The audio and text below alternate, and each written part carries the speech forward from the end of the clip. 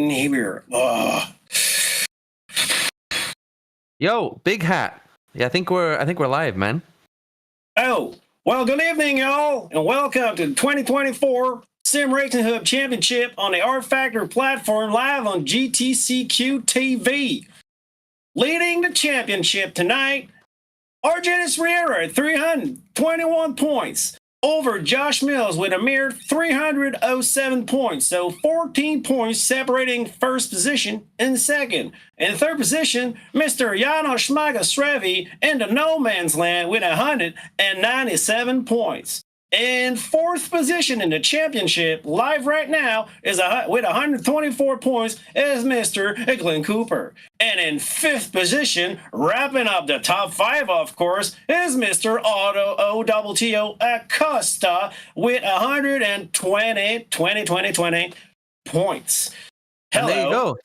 That's 1 minute. How long are you going to keep that going? That's pretty impressive. I've been timing you. You're up a minute right now. Well, I'm going to keep that for a good while. Thanks for asking. So, I'm Francois Goulet. I'm a cowboy from Lawton, Texas. Alongside me, finally, he's back. My good friend, Matt Hartley. Matt, how you doing, man? I'm good. Yeehaw. I think we can lose the hat and the glasses. Where'd you pick those up from? Really? This hat's from Vegas. This one is in the Lost and Found when I used to work in a steakhouse. True story there. Well, I'm going to deliver you a cease and desist letter. All right. Okay. Got it. I understand. I'll stop the masquerade and everything. All right. Is it better like that? No, it's worse. No, I'm joking. Let's go with that. All right. Well, good evening, everyone. And for real, welcome to SimRacingHub 2024 season. This is round 16. We're sponsored by Color Magic Printing. Once again, yeah, quality print and fast turnaround that y'all can't depend on. I had to do. I like the Honda. What do you say? Honda. When you said 100. Yeah, it's 100. It's a HUNNID. 100. Yeah, that's how they say it. So, hey, Matt, how you doing? Welcome back, man. Thank you. It's good to be back. Couldn't let you have all the fun, you know. To be honest with you, I thought we'd never leave Singapore. You know, the race that continues on. I gotta admit, you know, and sometimes when you get emotional, when you realize, oh, you know, I'm not going to make it tonight. I'm not going to make this race.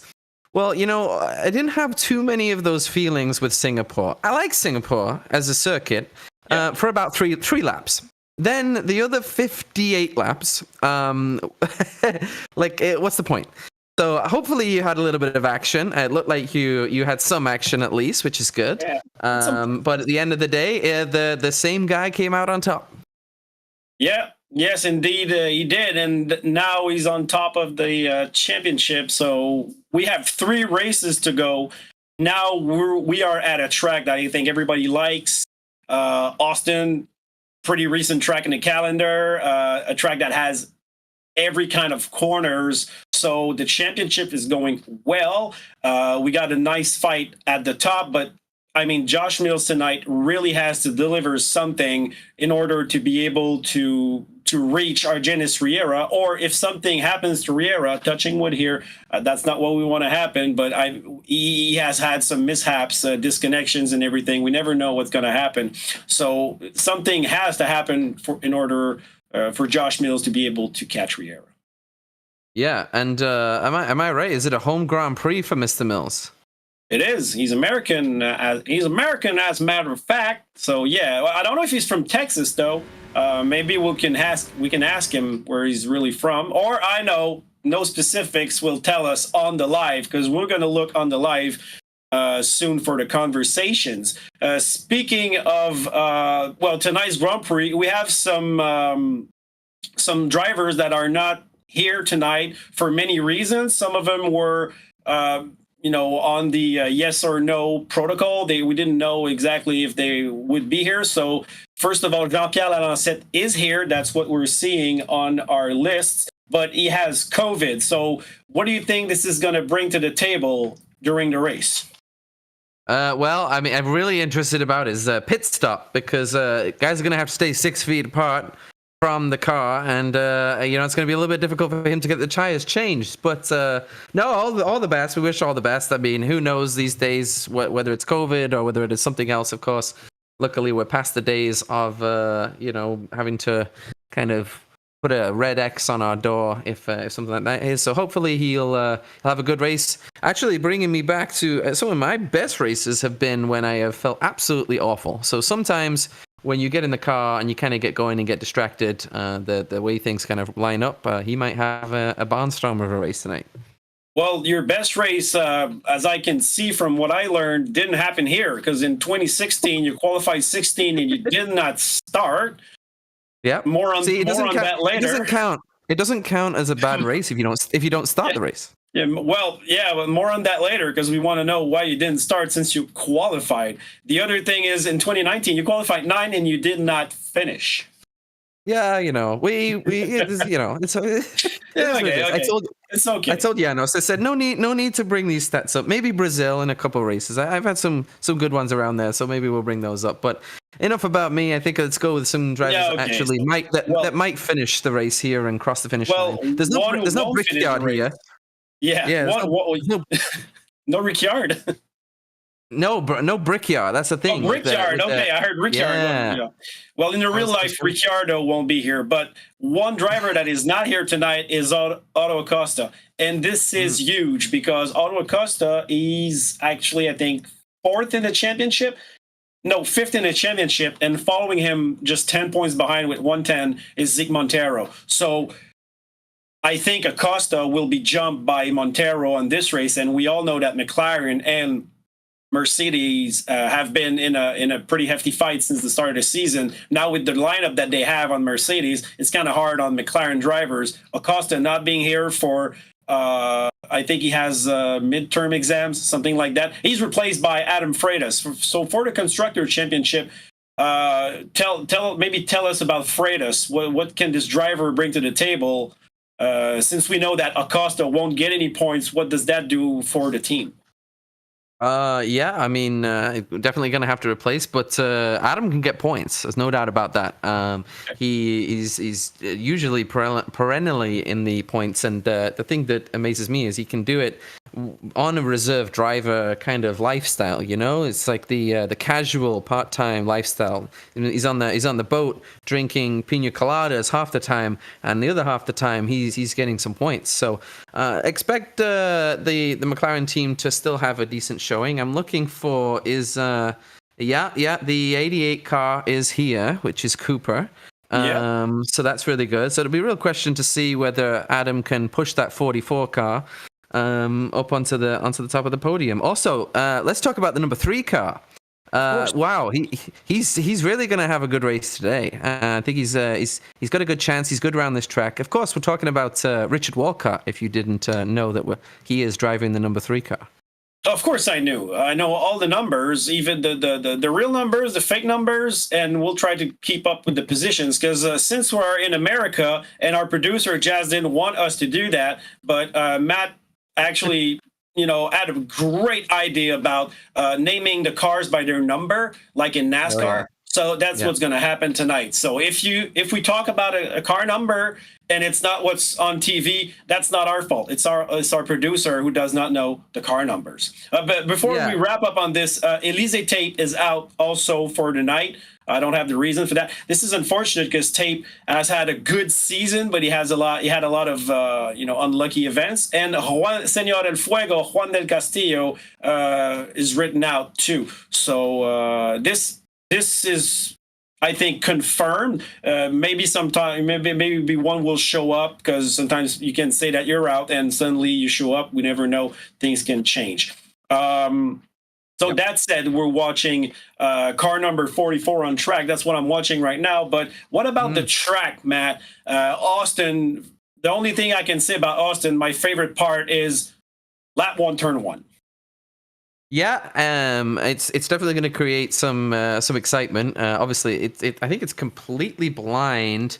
Certainly, the crest part of it is completely blind, and it's a little bit strange. I don't know whether they intentionally did little parts of the circuit backwards, but because they created the entrance to certain corners wider and the exits narrow, which is complete opposite of what you would think a circuit would usually be like. And it does really, it looks a little strange, but it does create some really interesting lines and overtaking opportunities going into, turn 1. I think there's also, turn 11, right before the straight, that also has the same thing where you've got really, really wide entrance and then you're going through a narrow corridor on the exit. So we'll see whether that plays in SimRacingHub tonight and see if somebody can kind of throw the car out the inside. It closes. The issue with turn 1 is it's a front wing nightmare because you're sitting there at the apex, which you think is the apex because you can't see it. But you get to the apex and then all of a sudden you realize the entire corner and pack wants to be exactly where your nose is. So you got to keep your face out of the kitty litter to begin the race, and I think that's going to be crucial, especially for a certain 43 car of Argenis Riera, because he's got a lot to lose tonight. So he definitely doesn't need to be getting any ticky-tacky collisions at the start. All right, and I'm looking at the time. We're about to start the quali. Things are going fast. I would like to remember our viewers that we're sponsored by Color Magic Printing, and I talked about it 2 weeks ago. They sent me a nice poster. I took a picture of the poster, and I took a picture of the poster on my wall. I don't know if Jas can present it before we start the outlap of the qualification, but this is something that I really enjoy. It's a nice piece, custom made. So, and we have the layout of the 3 tracks that we're doing. This one right now, the 3 American tracks, Mexico in 2 weeks, and the last of the season, the one in Brazil. So, and I think you can see it at the rear. A very nice piece. So if you guys want something special, something custom that you always dreamt of, but you can't find that poster anywhere, go on colormagic.biz and order the thing you want. Send your pictures. They can. I think they can do pretty much anything: T-shirts, posters, mugs, whatever.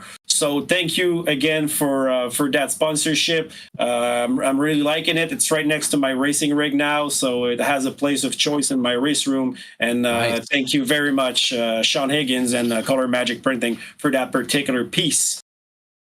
So we're about to start. Yeah. So, what do you think about going on board? Who do you think we should go on board with? Let's ask Yash. Yash, do you think the 23 car, the 7 car, the 27? Which one do you think we should do? You know what? Let's go with the 24 car until the 13 car in the middle sector. Okay. I think that's probably about the. You know what? We're gonna lose it, man. Mind. Let's go, Argenis Riera. Why not? He's the first on the track. Let's go, Riera.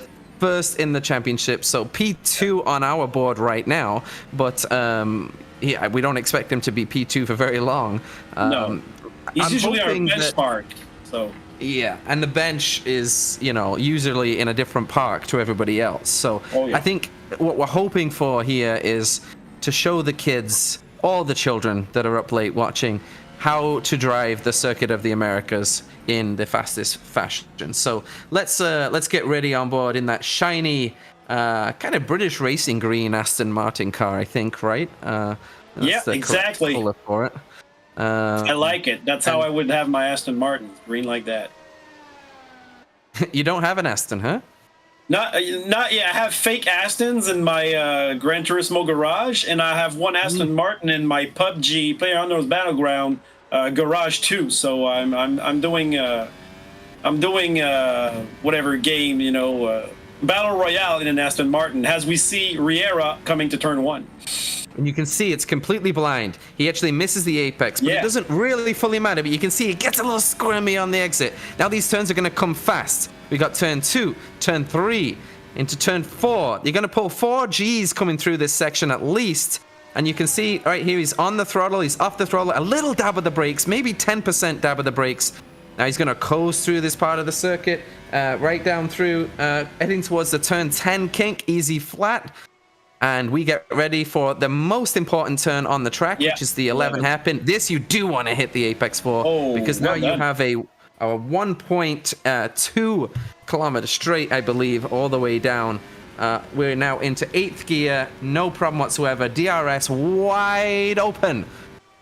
Braking at 80, 90 meters before the corner. Hit the curb as close to that orange little dinky that you can kind of see. There's another orange sleeping policeman on the inside. You want to avoid it. This part of the circuit's a little clumsy, but yet still enjoyable. This corner is an absolute nightmare. Trying to get the car in on the left-hand side is an absolute nightmare. It has been a little bit of a shakier lap from our Dennis Riera, so we'll see whether he's still able to get onto pole position. Last two corners. Beautiful. And the final one. Gets the car in eventually. Still some time to be found there, I think. And Riera's going to cross the line with a 31.0, but Montero with a 31.4. What can Mills do? He's coming around the second to last corner right now. Can Josh Mills carry some more speed through this corner? He turns in really early to that final corner, but I think he did manage to carry some more speed through, but still only a 31.5. Yeah, that puts him in third, but actually he's just the third car that has finished, but behind Zeke Montero by a tenth. Almost exactly a tenth. Yeah, Walcott goes P4 with a 31.7. We got some more time. Freitas in fifth. Yeah, he gets the McLaren into P5. The other McLaren still yet to... Card, yeah. Now we got some guys coming in. Cooper right behind his teammate, 1/10 in P6. Jean-Pierre Lalancette, P7. Ricardo Senior popping into the top 10 in P8 in the other British Racing Green Aston Martin. So we haven't talked about the constructors that much. I'm sure we'll have an opportunity to do that. But Ricardo Senior has really not done. He's kind of pulled a Perez this year when it comes to helping Riera. You got that right. That's what he did. So far, he hasn't contributed. And that's why Red Bull is leading the championship, because Riera has the results for himself to keep them afloat, but it's not going to be enough. And Lalancette has had a few good results, and now he's here tonight because he was on the COVID protocol, but he has his masks on, as you say, and people are going to stick 6 feet at least away from him, so he will be able to race, and if he can put out put a top 10, bring some more points to the table. 100%. Freitas has left the race, so he must be having some type of connection issues. I believe if he comes back in the same session, his time will still stand. But I had that question in mind, so thank you for lining us. Well, we got no specifics on the live, by the way. So hi, no specifics. Josh Mills' girlfriend, always providing us with good insights. And elevation from start up to turn 1 is almost 10 stories. Well, that's a good story to start. 133 feet. 100. 41 meters. I just keep saying Honda. Honda. Yeah, Honda. Yeah, you have to invert some syllables, but 100. HUNNID. Well, yeah, you need to listen to more gangster rap music, my friend. That's all you need. Can't express enough how much I already listen to. Yeah. So Riera, I think, is on an outlap, about to start. Yeah, exactly. He's warming up his tires, so he has more in the bank because we have seen his lap was not perfect like some laps we have seen before from him. So that shows how tricky the track is. So he's at the flat 31, coming to the last corner right now. So I'm back on board with him. I don't know for you, but I'm going to be watching that lap closely. Yeah, and I have some really good news for you, and I'm sure you'll really like this. 6 feet is the recommended distance to stay apart from anybody that is, dealing with certain side effects of a certain COVID virus. The good news is, Francois, I'm going to be safe tonight because I actually just calculated it. I am 8,467,847 feet away from Austin, Texas right now. So nice. I think I'm going to be safe. Did you do the calculation for me? Because I'm kind of nervous about it. You're 5.9 feet, which is a bit of an issue, but... Shoot. Well, I've had COVID 3 times already, so I think I might be immune. Yeah, who knows how many times, to be honest with you. All we know is Zeke Montero right now is probably the star of the show, P2. Oh, yeah. The key thing that he's done is he's separated Riera and Mills, which of course is big, but he's also managed to break RFactor, which is that Janos Magashrevi has got a number 4 beside his name right now, which I don't really, never seen him in that position, I don't think. He's always been in P3. You're right. That's his default de facto position. But now actually, Riera's yeah, go ahead. Fun story tonight as Riera is lining up here. Is he ending the hot lap? Is that what we're on? Yeah, exactly. That's what we're seeing. Last corner right away on the apex. Yeah, that looked nice. Yeah, 30.7. Easy gain there. He found a lot of time. Montero actually went faster as well. He went down to a 31.0, so it's a good job that Riera improved. Exactly. Wow. Yeah, that would have been the pole. No, that wouldn't have been the pole. He would have been 20,000 off Riera's first lap, but that's a good statement from Zeke Montero. Yeah, for sure, and it's going to put pressure on again. There's only 1 minute to go, so these guys aren't going to get a chance to do another lap. Especially this track is hard on tires, as we can tell, because the first sector is like 1, 2, 3, 4, 5, 6. Yeah, and Mills arriving at the last corner right now. Josh Mills at the last corner. I don't think it's going to improve. It doesn't look good on the numbers. He did improve. Wow, well done. But well done, but not enough. Little rough for sure, but you can see there's still some time there. I think there is some time there. We didn't see all of Argenis Riera's lap because we were, I was chatting. I mean, we can all blame. Well, I did watch it. He had a better first corner, but we remember he had a little wiggle here and there, but not that much. But I remember the end of the lap looked more stable. On that token, you were talking about tires. So the tires tonight, I heard the tires strat is really tricky here.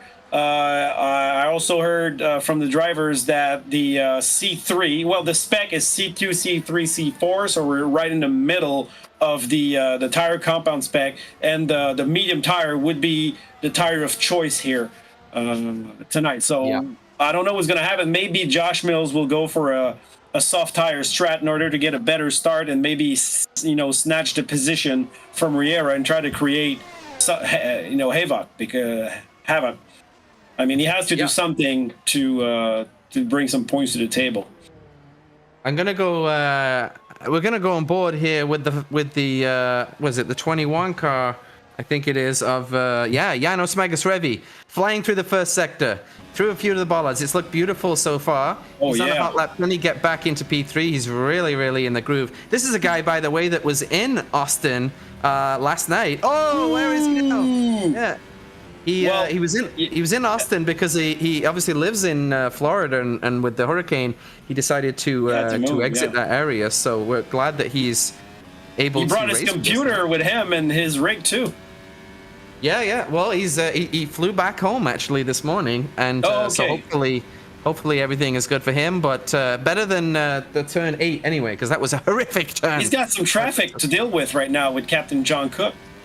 Yeah, I'm not sure why the captain's not getting out of the way. He might be on a lap, which if Captain Cook is on a lap, he does not have to move out of the way. Exactly. But he's getting caught up.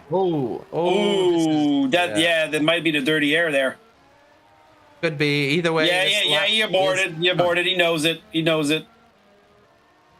That's toast, that lap. Yeah, let's look on John Cook's lap. I think he's in a legit hot lap, which wasn't that hot compared to Janos. There was a mover, number 3, the number 3 car of Richard Walcott. The first of 1 Bermudans in the field is all the way up to P4, and he's knocked Janos down to...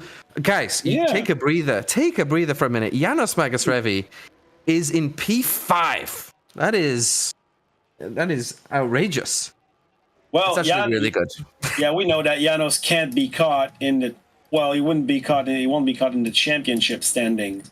So, quickly, Matt, let's just go through the grid right now. We're going to go back to it in the warm-up lap. But Riera, top 5 for me. Riera with a 130.7, followed by Zeke Montero. Great lap from Montero. Seriously, well done. I mean, he's in the mix right there. Josh Mills in third with a 31.3. Walcott again, doing great this second part of the season. Very nice from him for the Ferrari, 131.6, and Janos Magasrevian fifth. Yep, P6, and there's a 1 second gap, so I'm gonna show that gap when I go through the order. So I'm gonna start from P4. So Walcott in fourth, Janos Magasrevian in fifth, Glenn Cooper in sixth, Adam Freitas right behind him in P7, Jean-Pierre Lalancette right behind as well, only 1/10 in P8, Bill Worrell in P9, Ricardo Senior in P10 right behind, and then look at the two Williams cars, 11 and 12. We got a 33.458 and a 33.512. So those guys are running probably the exact same setup, and they're 11 and 12. So my favorite position, of course, P11. Yeah, I think I mentioned it while you were not around.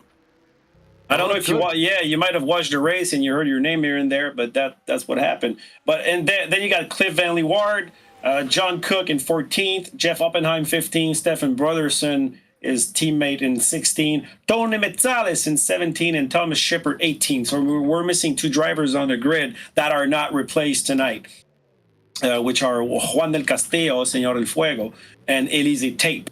There is 0 chances of rain. And this is our 10th race here for the SimRacingHub F1 Championship. So warm-up has yet to start. Yeah, a little bit of history, yeah. You participated in 2 races as far as I can see. Or maybe you just brought me 2 results for on your part. But have you raced here more than twice, or?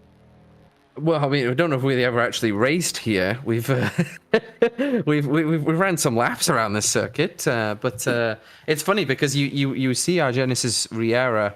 Actually, I'm just watching Walcott. His car is turned off. He must have ran out. He ran out of fuel? He's just kind of. You're right. He's coasting on the side, and that's probably was. It's going to be downhill after this corner, though, and he might make it back to the pits, which. I think if he escapes, I think it's okay. I don't think he's going to get in too much trouble. The session's over. If you escape from the circuit, your qualifying is done. But I got bad news for him. His qualifying's done anyway. Yeah, but what if he doesn't have enough fuel to get back in the pits on his own power? It might get a slap on the wrist, but I don't think it's going. That's what's delaying our warm up right now. That's him, because now he was going downhill, but. From what I see now, he's not going to make it out. No, not going to make it. I don't know, Jess, if you're on board with us, but Richard Walcott. Oh, yellow flag. He's stuck in the pit entrance. We have to bring the safety car, or we go back in the day like in the 80s and just a few marshals, please come and push him. You know, give him a push. He's not giving it up. He's not giving it up. He's he's like, he's in his cockpit. He's like with the hands like. He's still not giving it up. I don't know. I think it's over. I don't think you're going to be able to get the momentum. Unfortunately, he didn't put enough fuel, so that might be explaining the 4th position because he was light on the fuel load. And we'll have to wait for the marshals. Maybe he's having an issue here with the escape button. It could be that. So Janos is going to manually override and. He has to go ahead and ignore that Ferrari. Yeah. Yeah. So sometimes when they are the fuel, they're just like moving the wheels. We see that in NASCAR a lot. The car's just like going left and right, all the time. But now Richard Walcott is no longer on the track. Well, thank you, stewards. I can say one thing. If Walcott was hoping to. Kind of quietly, without anybody notice, cruise back to the pit lane. That didn't quite work. It was very public. Almost. So if there is a penalty, then we're going to find out. I don't think there will be. I think it'll be okay. But it didn't. It certainly didn't manage to sneak that one back. He almost did, but unfortunately, as you can see, the different elevation changes when you have no drive. This circuit is kind of interesting for that. So. Well, we're in the States. There might be some bribery going on with the marshals and the drivers. We never know. Not saying anything, and just, history-wise. So warm-up has started. How many laps do we have here tonight, Matt? 56. 5-6. Great. It's not 60. It's less laps here than it was in Singapore. So you'll be happy about that. I saw you coming from a mile with that. Yeah, last lap and should be a better fight. This track has a little of everything because when you were watching the onboard lap with Argenis Riera, I was like, okay, now he's at Maggots, Beckett's, Chapel. It looks a part look like Silverstone. Other parts like that. So this is really a good track, and that we were all hoping for that track to be good because United States races in the history book have not been the best of races, especially like Caesar's Palace parking lot and the Indy road course with the tire trouble. So now this track is a proper racetrack, and it's fully used. MotoGP, NASCAR, Indy was there, endurance races. So it is a nice track. Should provide us with a great spectacle. Yeah, and it's the tin or aluminum anniversary, 10 years of the circuit. So congratulations to the circuit.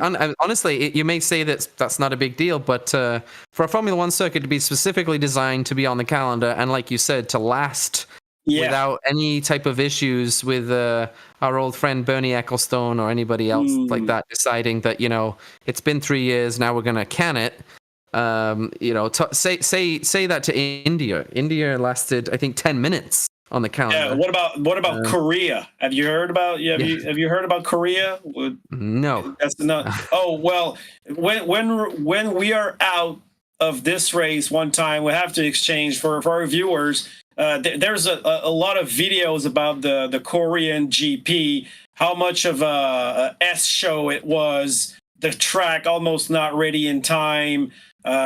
I mean, there's a lot to be said about that, but this is one of the tracks that are, no longer even taken care of. So, unfortunately, so fortunately, Austin is one of those tracks that actually delivered on the purpose. Yeah, they did it, and they did it right. And it is a good track to drive because it has the elevation change, which it makes it more interesting when you're on your own and you're doing laps on your own. It does make it a lot more interesting to drive. It's really, really fun to drive at all times, and you can see that it's super easy around that first sector to get out of rhythm and all of a sudden end up where Janos did on his hot lap, which is way out in the grass. So it's a challenge as well, and it's. You have to cruise through that sector if you want to save your tires. But if you do that, then you're a sitting duck on the long straight. So, I like the circuit. Again, like I said, some strange corners towards the end of the lap. Not the very end. The last few corners are fantastic. Yeah. But this that section last right little here, part, is kind of tricky. Yeah. That's the part I think. I always remember like Kimi Räikkönen having an event there a few years ago. And I think that's the track where I think that was Verstappen overtaking Raikkonen on the inside, outside of the limits. And go ahead. It's turn 15. 14 and 15 are just a little bit strange, but other than that, I'd give the track a solid 8.5 out of 10. I think for effort, certainly one of the best newer tracks that was added to the calendar, because most of the good tracks that everybody likes have a lot of history and are older for sure. But speaking of corners, between 5 and 9, if you miss one of these corners, you're going to be messed up for all the following ones. Or you really have to nail them in order to have that succession of corner that section right. So it's gonna be really a fun race. I saw Zig Montero in the warm up going way too far at turn number 1, way too hot. So this is another thing. The star here. Do you think we can see a 5 wide? Turn 1, because it's a funnel. If you're 5 wide going in, you won't be 5 wide coming out. So no, you'll be one wide coming out if that's the case. So we'll see. I would think it'd be really fun to do. I think that Argenis Riera has done a very good job throughout the year. Really, any issues that he's had have not come from turn 1 or lap 1. They've been kind of self-inflicted issues or computer issues later on in the race. So he's done a really good job of keeping himself away. He's very good off the line, for sure. So I would expect that Riera to get past that first corner. But sometimes you can get your rear mirror and you got past the first turn, and then all of a sudden you see cars flying in the air behind you. So let's give it a go. We don't have that long to wait before our boy it's about to Steve start. gonna roll wave the flag. Well, before we go to tell you the grid in the warm-up lap, Matt, who is our sponsor tonight? That would be. We thought it was going to be Hooters, but it's not Hooters. It's Color Magic Printing, and like I said, it's been a fantastic partnership so far. I'm so happy that they've managed to do that specific thing for you, because at the end of the day, Color Magic Printing is clearly showing that it's the best source for printing flyers, business cards, postcards, direct mail, posters, and just about any printing product that you can imagine, as shown by Francois. So if you do need any printing, then I think it's a really good place to at least give it a try. Oh yeah, definitely. I'm just thinking about some things that I wanted in my race room, or maybe to give to my father as a racing memorabilia. So I'm working on some stuff that I have to send them. But now the grid. Starting first for the Aston Martin team, leading the championship, none other than Argenis Riera. P2, Zeke Montero in the Mercedes, the lead driver once again. You're going to get in trouble, man. Josh Mills in third position, second in the championship. He has to do something surprising and something bold in order to be able to come out on top and keep his championship hopes alive. P4, it's the first of one. Bermudans in the field, Richard Walcott in the Scuderia Ferrari. In fifth position, the head honcho, Janos Magastrevi for the Mercedes team. They're going to score good points so they can keep that up. P6, the pride of Wales himself, Glenn Cooper in the McLaren. Replacing his teammate in seventh position, Adam Freitas for Auto Acosta. I see what you did here. P8, Jean-Pierre Lalancette in the Red Bull Racing. All right, you nailed it, man. In ninth position for the Scuderia Ferrari, Bill Worrell. Don't whirl, man. We're going to have a good race. P10, Ricardo Sr. He's in a point position right now. Yeah. Let's see if he can hold it. Mr. Color Magic Printing himself, Mr. Sean Higgins, formerly known as the Lawnmower Man, now as the Color Man. See, bribery does work. P12, Yeah, Richard Haney in the second Williams, right behind his teammate. Yeah, with the less Quebecish name on the grid, but he's from the province of Quebec, Cliff Van Lee Ward from, I think, Saint-Hyacinthe. 13 letters in his last name. 13th on the grid was Cliff Van Lee Ward. P14, the captain, John Cook in the Alpine. Followed by Jeff Hoppenheim in 15th. P16, his teammate, Alfa Romeos, once again, side by side. What's his name? Stefan Brodersen. 17, Tony Metzales. I think it's Greek. And you got the last one, man. Go ahead.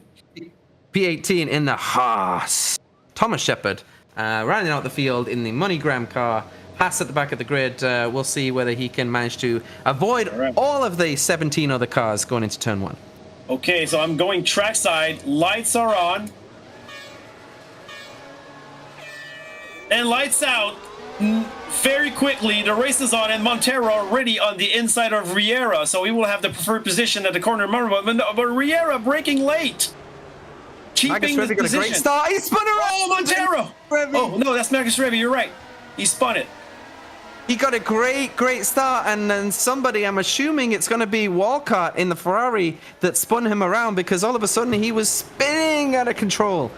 Exactly, and Josh Mills took the second position from Zeke Montero. So we said that the first turn could be dangerous, and I believe it will have been Walcott, because Magus Revy beat Walcott off the line, was sitting a little bit around the outside. I'm a little bit surprised that Walcott did manage to tap him. Might have been the blind apex once again, or maybe he locked a wheel. I have to see on the replay.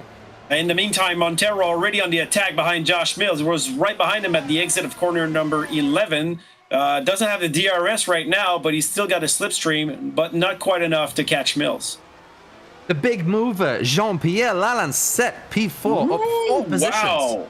Yeah, probably took advantage of whatever happened to Magus Revi, and that kind of blocked a few drivers there. I don't know if there's damage too. We might see some pit stops going on after lap 1. And kids, this is how you challenge Argenis Riera the best that you possibly can. Josh Mills knows he has to beat him on track today to really stand a chance of catching in the championship. And at least he managed to clear Ezekiel Montero immediately. And now it's going to be a question of, can he stay in the 1 second window? I'm seeing bang on 1 second right now, but he still has another lap to go, of course, before the DRS opens. Yeah, and the DRS detection zones are a little bit before the zones themselves, especially for the second one. So you really have to stay in touch. Both drivers on the medium compound from what we're seeing right now on our overlay. So Magus Revi, did he pit? He is down in P17. See. No, I don't think he pitted. No, he's still in the pack, but yeah, he didn't pit. That's for sure. Otherwise, he would be way behind. So he's not even last. And you got a fight with Senior and Oppenheim. So Senior lost. He's in your favorite position. Matt is in 11th. Yeah, but he lost the point. So now he's going to get it back. Walcott on Freitas, 5 and 6 now. So Walcott getting it out of the of that slow corner in position. DRS. Yeah, I think it's going to happen right now. Yeah. And actually, formality. Freitas actually also had DRS. But you're right. So Ferrari side by side in the corner. Oh, and Walcott, has the upper hand. But Freitas now under attack from Glenn Cooper. And remember, Freitas is not in the drivers' championship. He's ringing for OWTO Acosta. But Glenn Cooper needs some points. And also the team needs points. We're going to talk about the team standing in a few minutes while we got that grid sorted out. Ricardo Senior is down in 17th position, so he has had a wonky lap number 2, and he's dropped all the way back down. He's almost back into last position. Magus Revi has somehow jumped up 4 positions in 1 lap, back up to P14. We got to keep an eye. Got to keep an eye on him. Let's go on board with Magus Revi if we can. Exactly. Let's see that. Front. Exactly. On board with Magus Revi. He's on the attack.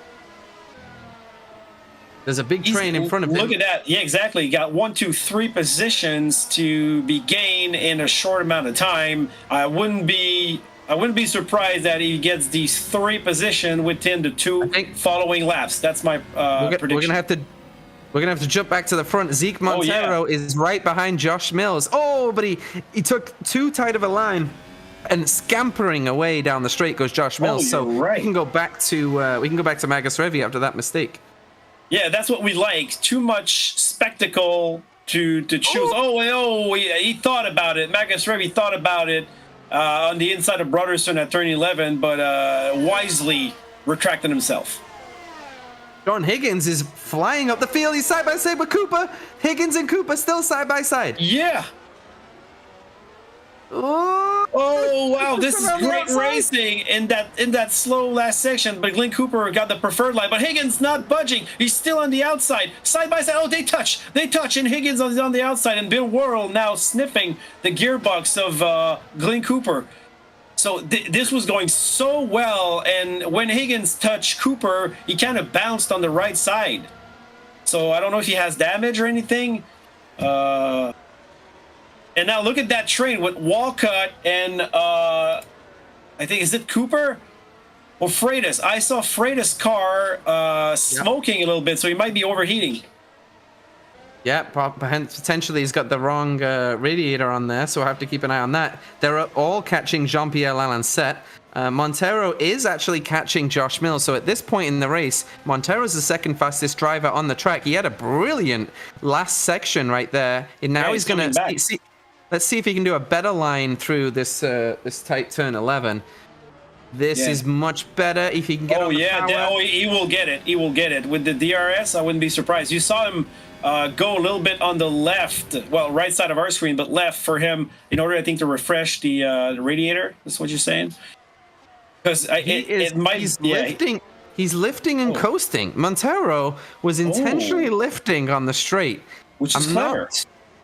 I'm not too sure. I'm not too sure what's happening there. Why would we be... fuel is an issue. Maybe fuel will be an issue, and they have to save. And he's while he has the DRS. Yeah, he might be Very taking advantage of that to save a little fuel right now and be on the attack later on. La Lancette is being followed by Walcott as well, Cooper and Whirl. So we got a few fights there. And I'm going to keep an eye on Magus Revy's gap to the driver in front because he's on the hunt. But Cliff Van Leeuwen fighting in the 11th position, following Haney in 10th. So a lot of fighting going on, and Mills and Montero at the front. So this is the battle we want to watch because there's a lot of,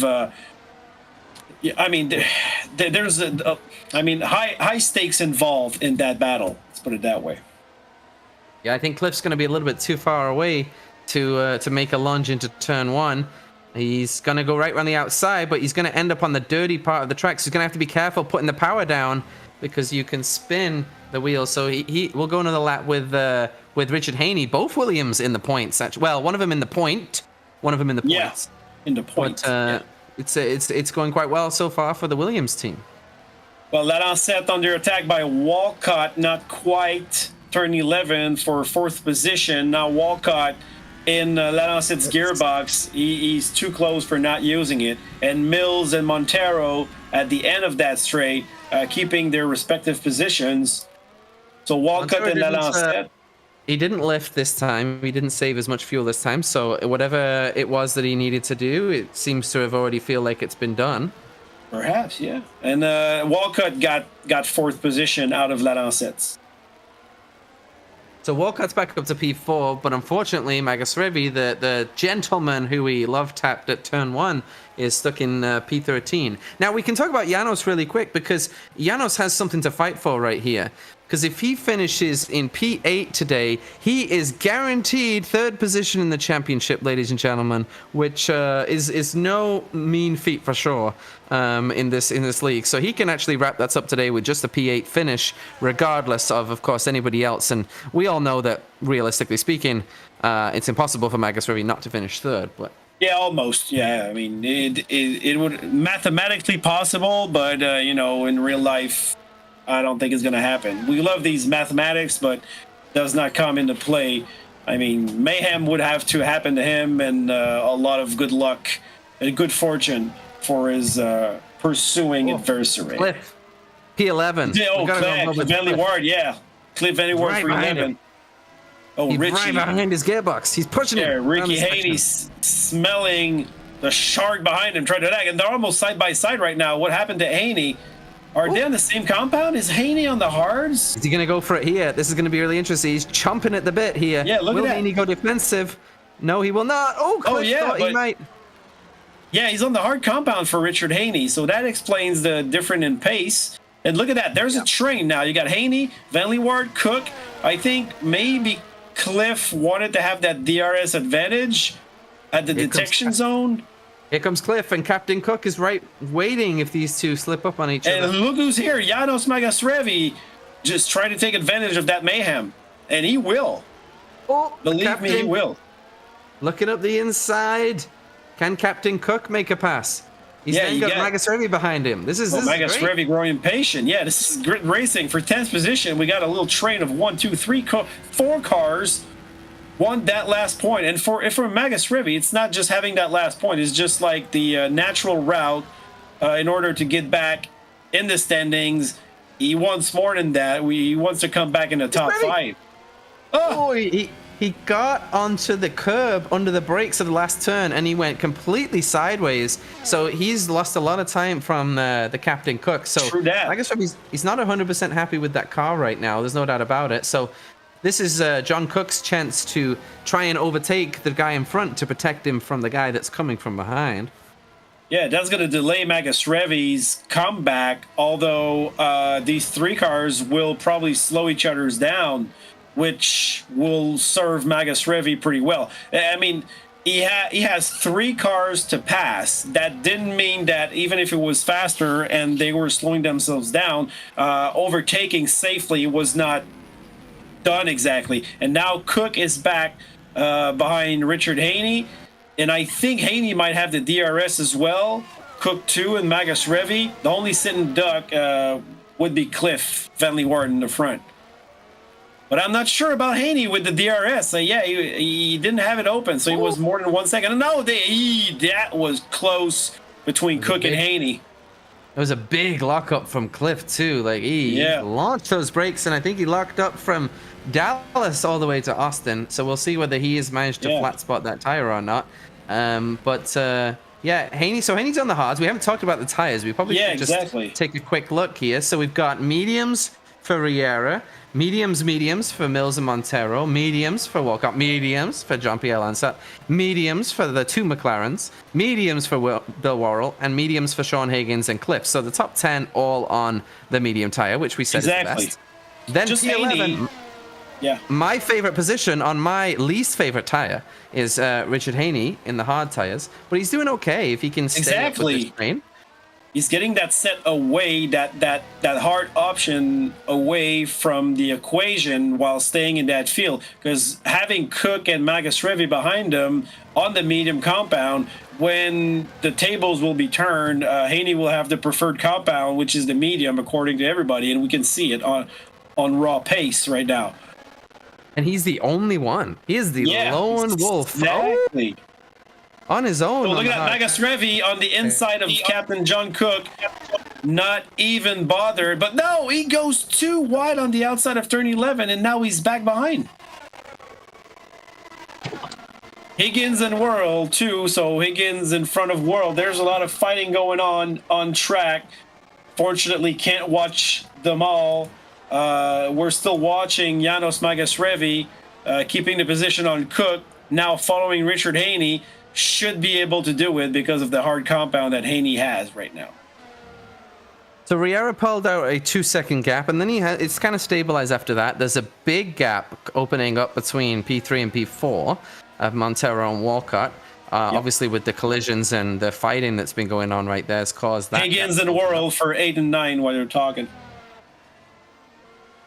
Let's see if Bill Worrell can make a pass going into turn 1. Going to be bold. He's not going to go bold. Actually, Higgins is going to go defensive. You can do that around that turn. You can really go defensive into that turn because now you're following this part of the circuit. So we've lost Thomas Shepard. He's out of the race. So we're down to 17 cars. Fortunate for Shepard. And now Higgins has a little breathing space. So back with Janos maybe at the rear. Following Haney, coming to the detection zone. I wouldn't be surprised if he has the DRS for the long section. Can he make it close enough to make that pass? I think he will, because look at that. On the braking, the advantage he has with the tire compound. So Haney actually went left. Where was he going? I think he was just trying. Yeah, he was just trying to avoid the start of the slipstream, and he's on the defensive position. He almost kept it. That was a good move from Richard Haney. It almost worked out by doing the weird immediate, dive towards the left-hand wall. Exactly.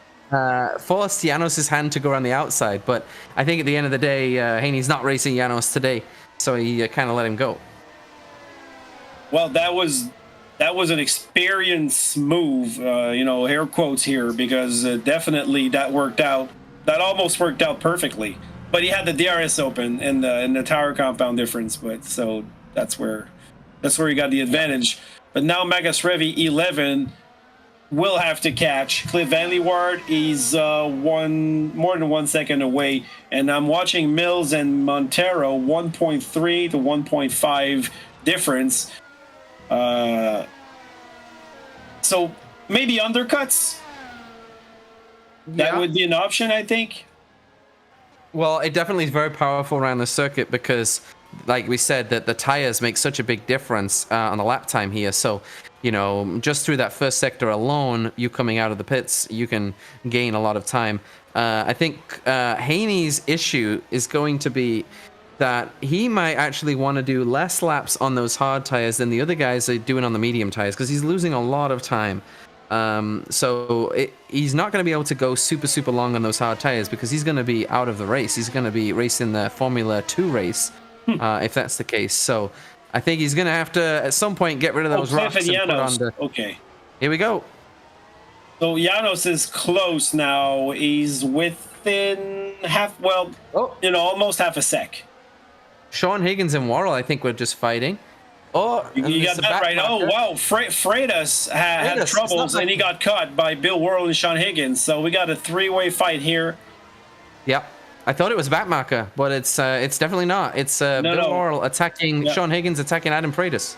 I think Freitas had troubles, and he slowed down, and that brought the pack together. And we got also Janos Magasrevi following. So we'll keep an eye on these two battles that are actually right next to each other. But Higgins sliding in turn number 1.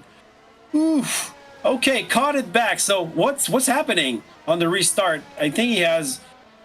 Does he have a flat tire or something? Yeah, I think he lost the car, and on the relaunch, he almost lost it again.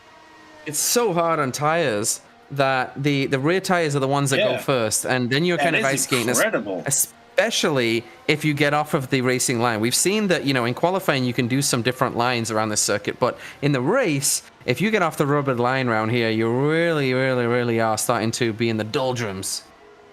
Yeah, how much are the marbles a factor in that simulator? They are a pretty big factor, especially around circuits like this, where just stopping the car, mostly getting on the power, that seems to be the issue. Here comes Magasrevi on Cliff Van Lee. You're right. I see that in front, and it worked out. And as I watched John Cook doing the same move on Richard Haney at the same corner. Oh, but Haney and Cook, they just touched. Haney, they were side by side. Haney didn't want to leave the corner to John Cook, but he had the inside line, so they both touched. No damage so far from on the two cars, but I think Haney might have been a little aggressive here on John Cook. John Cook was right there, so he was at his place. It could have also been that he didn't have full control on those tires. Perhaps. I'm seeing cars try to slip and slide everywhere, so I wouldn't be surprised if we see some pit stops. Lap 12 out of 56 already, so that's a short stint on the medium compound. If it's the preferred tires, I wouldn't be surprised if we see it's going to be a two-stopper. Yeah, I don't think anyone's going to go. I don't think anyone's going to do a one-stop here. I just don't think it makes maybe. What about a 3? What about a 3-stop? Do you think it's viable? Maybe. I think so. I think if you can look at Montero in Josh Mills's gearbox. Here we go. So this is happening right now. He's within a second. So there's going to be a DRS detection zone soon, and he's within the second. So we'll have the DRS, which is not the longest DRS zone in the book, but it can bring Montero close to Mills and set himself up for the next DRS zone. But look at that, he's up. Okay, so Mills in the pit. I was just gonna say, I wonder if Mills is gonna pull the undercut because he doesn't seem to have the pace today. And let's shake it up, ladies and gentlemen. This segment is sponsored by Jello. Time to shake it up. Well, what kind of you think Color Magic Printing can color a Jello? So which Jello color would you like? Anything we can do. Hey, Cook and Haney are still finding it out. Color Magic Printing, they sponsor 55 laps of this circuit, but this next lap is sponsored by Jello. Well, Cook is followed by Haney, and these drivers, I think, have a lot. They have a lot to tell to each other right now. Can we see another in a pit stop? A brilliant position for Mills because he's come out in clear air, but he's also behind. He's also behind JP Lalancette. So he's not going to get in his way at all. So let's keep an eye on Mills and how quickly he's going to motor around some of these corners right here because he's got the brand new set of tires on. Looks like he's on the medium compound still, so that would be good. And his gap to Lalancette his gap to Riera is 23.4 seconds. Let's see if that decreases. I think Riera gonna pit? I would assume so, but I mean he was still, I think, in control. He might have 1 or 2 more laps, but if he wants to cover that undercut, I think he should maybe. But no, I mean he's still in control. Yeah, I think that Mills went really early, and I think that I think but he had to do something like that. Sure, but I think Yeah. the best thing for Mills would have been if Riera and Montero both responded, because Mills would have just gained a little bit of time. But both of them not flinching one bit to Josh Mills's attempt at the undercut. But we love a different strategy. Yeah, and also, I mean, if Riera delay or just get his regular strategy of pitting a little bit later, he's going to have better tires at the end of the race. So it's always, a double-edged sword when you think about, undercutting. You have to pay the price later on with your tire wear being higher than your competitors. That's how I see it. So Yep, definitely. So we'll see then a quick run through of the order. Lalancette is there. Mills is about to pass him. So where will JP Lalancette go? I think he's. Well, he's going to give him a slipstream too. Maybe no. But I think he's losing time right now, though. Yeah, but he's going to get it right back here from the DRS. So Mills is going to say thank you very much, teammate. So because the DRS, giving the DRS is one thing, but trying to give the slip and slowing your teammates down, I think you lost more than you gained right there. Definitely could have. I thought that Lalancette was going to try a pass there, like Mark Webber style, for no reason whatsoever. Sean Higgins and Bill Worrell for 8th position. So Higgins in Worrell's gearbox, about half a second between the two drivers, Ferrari and Williams, respectively. So what about Janos? Janos is in the no man's land in 10th position, so he's in the point, as you said, and with the pit stops. And look, Worrell and Higgins fighting, I think Janos can maybe put some quality laps and try to close that gap and bring us, provide us with some more fighting. And look who's got the fastest lap. Josh Mills with a 35.4. Only 1/10 faster than Riera, though. That's not gonna get it done. Riera's pace is even Montero's pace. He's right there. He's less than 2/10 on the fast lap between. Montero's pace today is this is the Zeke Montero that we're used to, that used to lock out the front row with Riera. It was either Riera Montero, Montero Riera. That was of course before Josh Mills came and got himself pretty much permanently on the front row. Well, I was looking at the gaps for the pit delta, and now Josh Mills was 24 seconds away from Riera. Now it's back to 22, but it went back to 23. So I don't know really, it's going the accordion effect, but it was fluctuating between 22 and 23.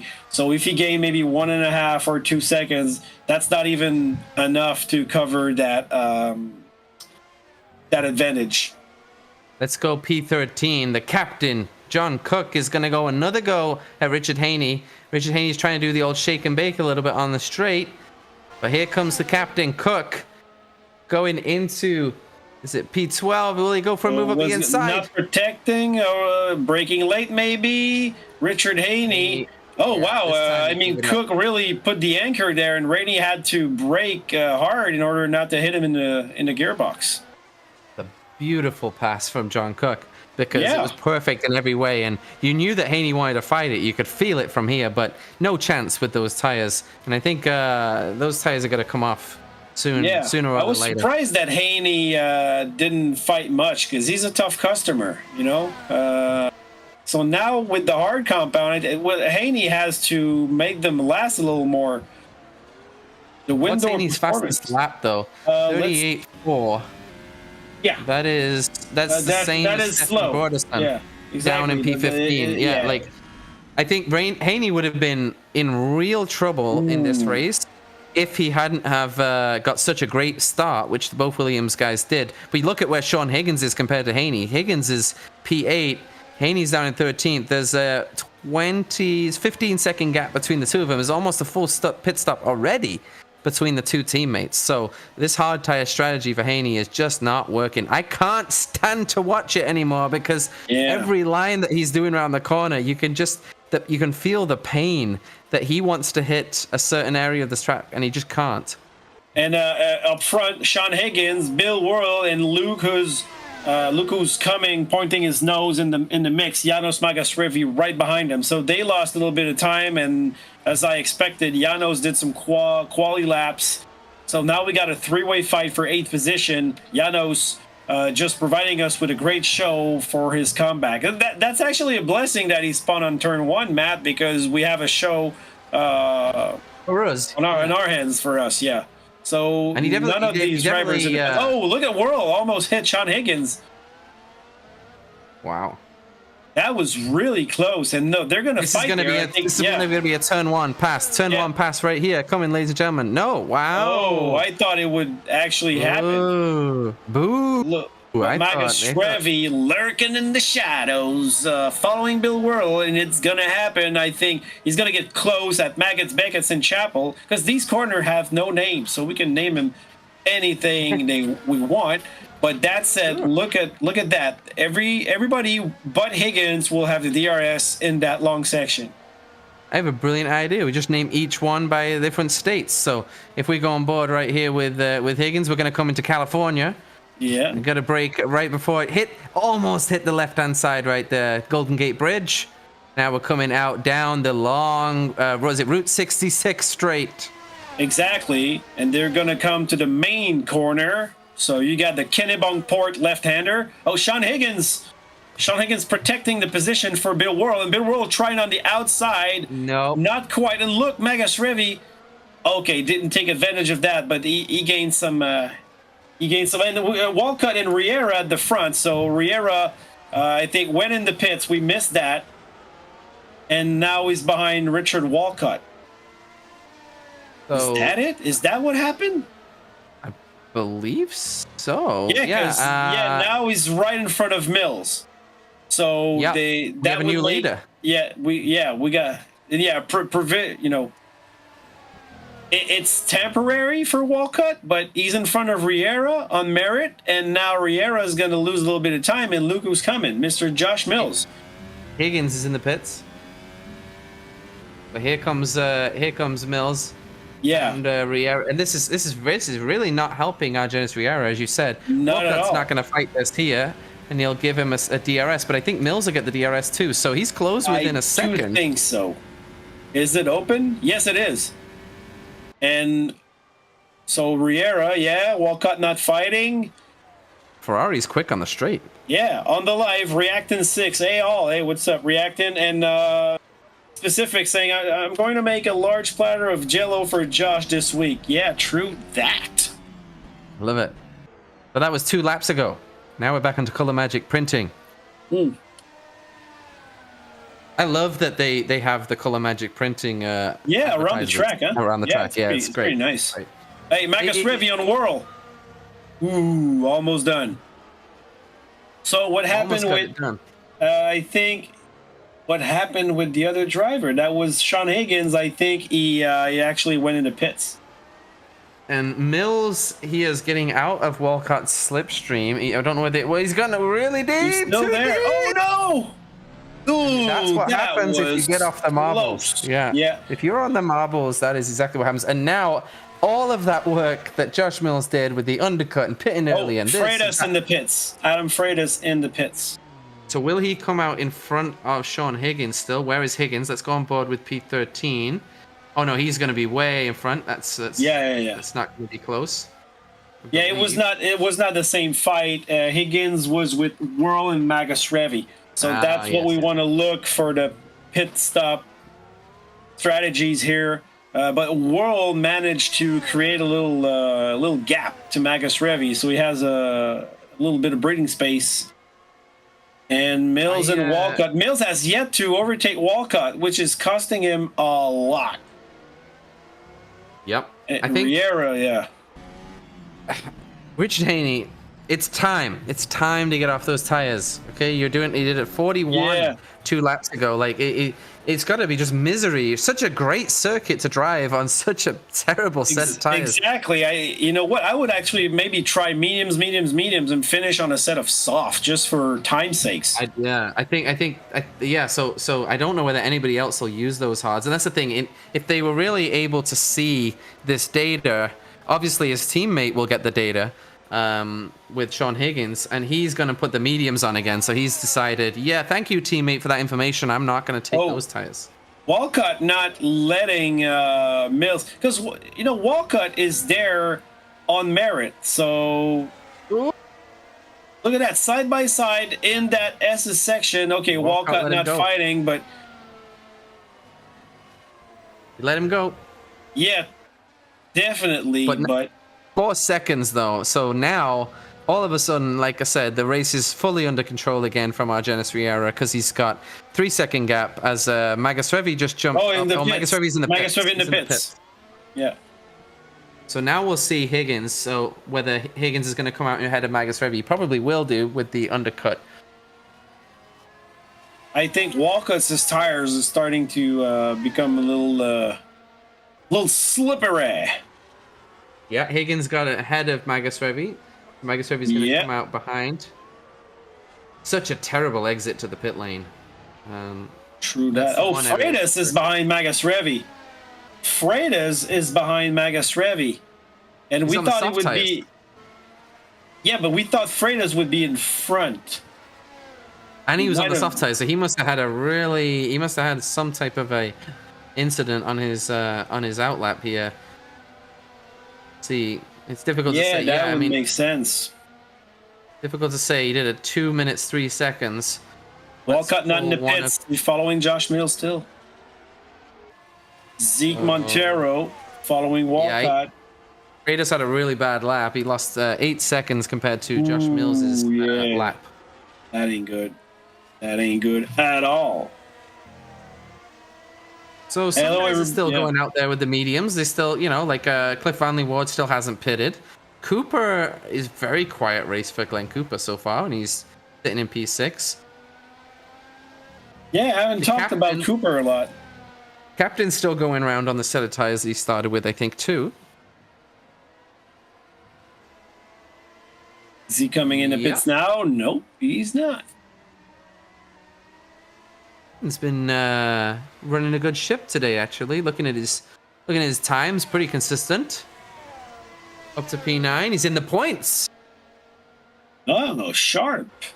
Haney and Higgins, the two teammates for in 10th and 11. Haney still with the hard compound, so he's in 10th, but he has yet to pit. The Flintstone Hards. True that. It's time. It's time to get off. It's hard because you go in, you're at work today, and you're thinking, this is my strategy. I'm going to go with the hards early on, and then I'm going to put the soft on. And sometimes you just have to realize when it's not working. And every dog has his day, but unfortunately, that dog's going to get shot today because he's going to give his teammate the slip. Yeah. Well, this is what's crazy. These two drivers were doing the same exact time in qualifying, started around the same position, and the only difference between Sean Higgins overtaking Richard Haney already in the race has been the tires. But Haney, with a pit stop, I think will put the mediums on and we'll say bye-bye, adios to the hard compound forever. Yeah, but if he puts the mediums on now, he's still going to have to do a 2-stop. Yeah. Surely he can't stay on the hards to do a 1-stop because you'd have to do 30 laps and 8 more. If I see 8 more laps of this, I might actually yell at Yas to just not show him on the screen because I can't watch this car anymore going around on these old tires. On the screen, I would be watching Walcott and Zing Montero for 3 and 4. Oh, who? Haney? Haney's pitting. He's pitting. Okay, but Walcott is about to be overtaken by Zing Montero for 3rd position. At the end of the straight, done deal. A formality. Is it? Now Janos on Bill World as well. Okay, wow. Oh, Walcott wobbling. Oh, look at that. Walcott almost slid into Zeke Montero. And now Janos is following Sean Higgins. Haney and Senior at the end of the pits. Whoa, I think they touched. So we've seen Adam Freitas take the soft tires. So he's decided to do what you were suggesting, which is to take the soft tires. We do have, oh my word, we have some other drivers on the hards. Ricardo Senior has got the hards on P16. But Haney looks that he's on the hards, but I think that's the effect of the pit stop. I think it's going to change. Yeah. Yeah, it better be. Sean Higgins followed by Magus Revi. They're finding it out. Magus Revi thinking about it. Not quite. It's not a clever place to pass, and he knows it, so he retracted himself. Now following Higgins in that slow third section, and they're going to catch John Cook as well. So Janos knows it. He's on the comeback. He's going to set himself up in order to get good DRS in this section right here. And John Cook in the pits. So no more slipstream for Higgins or Magus Revi. That's a good thing for Magus Revi. Less of a good thing for Higgins, of course. He's pointing his nose at turn 1, but it's just to remind him that he's here. Yep, he's coming. Ooh. And Magus Revi is in P8, which, as we said earlier, would guarantee him P3 in the championship. That's right. I'm sure absolutely 0.0% of his brain right now is thinking about that, but I just thought, useless piece of information of the day, Well, we never know. Maybe he knows it. He came into this race aiming for P8. Maybe that's, Yeah. He's gonna pass Higgins here, I would think, fairly easily. But Higgins, he got a good drive off the corner. Yeah. Let's see if Magus. A little wiggle from Janos, yeah. But he has to go for the race. Like Senna said, if you no longer go for a gap, if you don't go for a gap, you're no longer a racing driver. That's true. And if you in the commentary booth, you're also not a racing driver either. So. Yeah, exactly. Hey, I read on the live that No Specifics said trying to sound like a Texan. Who did that? I mean, I don't know. I don't know. There's no recording of that anywhere, right? Nope. I mean, all right. That's a relief. And Bill Worrell following Sean Higgins. It's gonna happen too. He's gonna pass into probably turn 1, maybe. Kentucky corner. Cliff Vanley Ward is into the point because Adam Freitas is back in the pit. So he put the softs on for about 3 minutes, and then what is going on there? He might be testing for his teammate, but that's unfortunate. Well, let's talk about that because that's not good for the McLaren team. Oh, I think he put the hards on. Hopefully not. Oh, does he have damage? He has damage to repair, I guess. That would make sense, right? The hards? Yeah. So, hey, let's say that because for the team standing, Red Bull's in front by only 66 points. So, it's not over for that, but it is a little bit because Ricardo Sr. is not scoring anything. So Mercedes and McLaren, they got 36 points difference, and that's where McLaren needs to score big points. And so far, Mercedes is doing a better job. And after that, in 5th, it's Scuderia Ferrari in the no man's land, so it's not going to happen. So it's really between Mercedes and McLaren on the drivers the team standing. That is the most close battle and the most interesting because the two drivers are always scoring in the same neighborhood. I tell you, Mercedes signing Zeke Montero for the remainder of the season, what a move that was, because definitely that's gonna steal them the championship for sure, because OWTO and the pride of Wales himself, Colin Cooper, have been doing a great job all season. Yeah, definitely. But as soon as they sign Montero, it's like signing Michael Schumacher to your team. So you're right. Montero was there a little bit, but since they signed him, he has been delivering great results, and that is the X factor in that equation. It changed everything. And speaking of Montero, let's go on board with him because he's going to be right behind Josh Mills soon. There's a traffic car in the way, gets way out of the way, thankfully. Mills looked like he was way off the racing line again at turn 1, so definitely not in love with this car, I don't think. Well, that's unfortunate for Mills because 2 races after this one will be left on the table. He will really need a catastrophe from Riera in order to close that gap. And while we're talking about that, Zig Montero is coming like a mad train right behind Josh Mills, and I think he really sniffs that. He wants that 2nd position. He does not care about championship, but it's going to happen now with the DRS because Mills is slipping and sliding, going out of 11. He went too deep into California, though. Exactly. So he actually he ended up in Washington, but that's okay. He's gonna come. See, I've got geographical knowledge. You know your states. That's pretty good. Kind of. Oh, the ones in the middle are all just kind of Mississippi B. Like I don't really. Ohio. Honda. Yeah. Like here we go. So yeah, Mills is just on the wrong part of the track around certain parts of that section. So Montero is a lot quicker. I think he's definitely cooking his tires right now, though, behind Mills. So perhaps, he needs to pass him quick. Yeah, definitely. Oh, Mills is gonna Mills pit again. That's twice he has done that. Twice he has done the pit right in front of Montero. Don't put the hard tire. If he can I press a button? Am I allowed to tell him? Look at that, 27 laps. That's 27 laps. What's going on? What's going to happen? So Mills is in the pits. Where does he come out?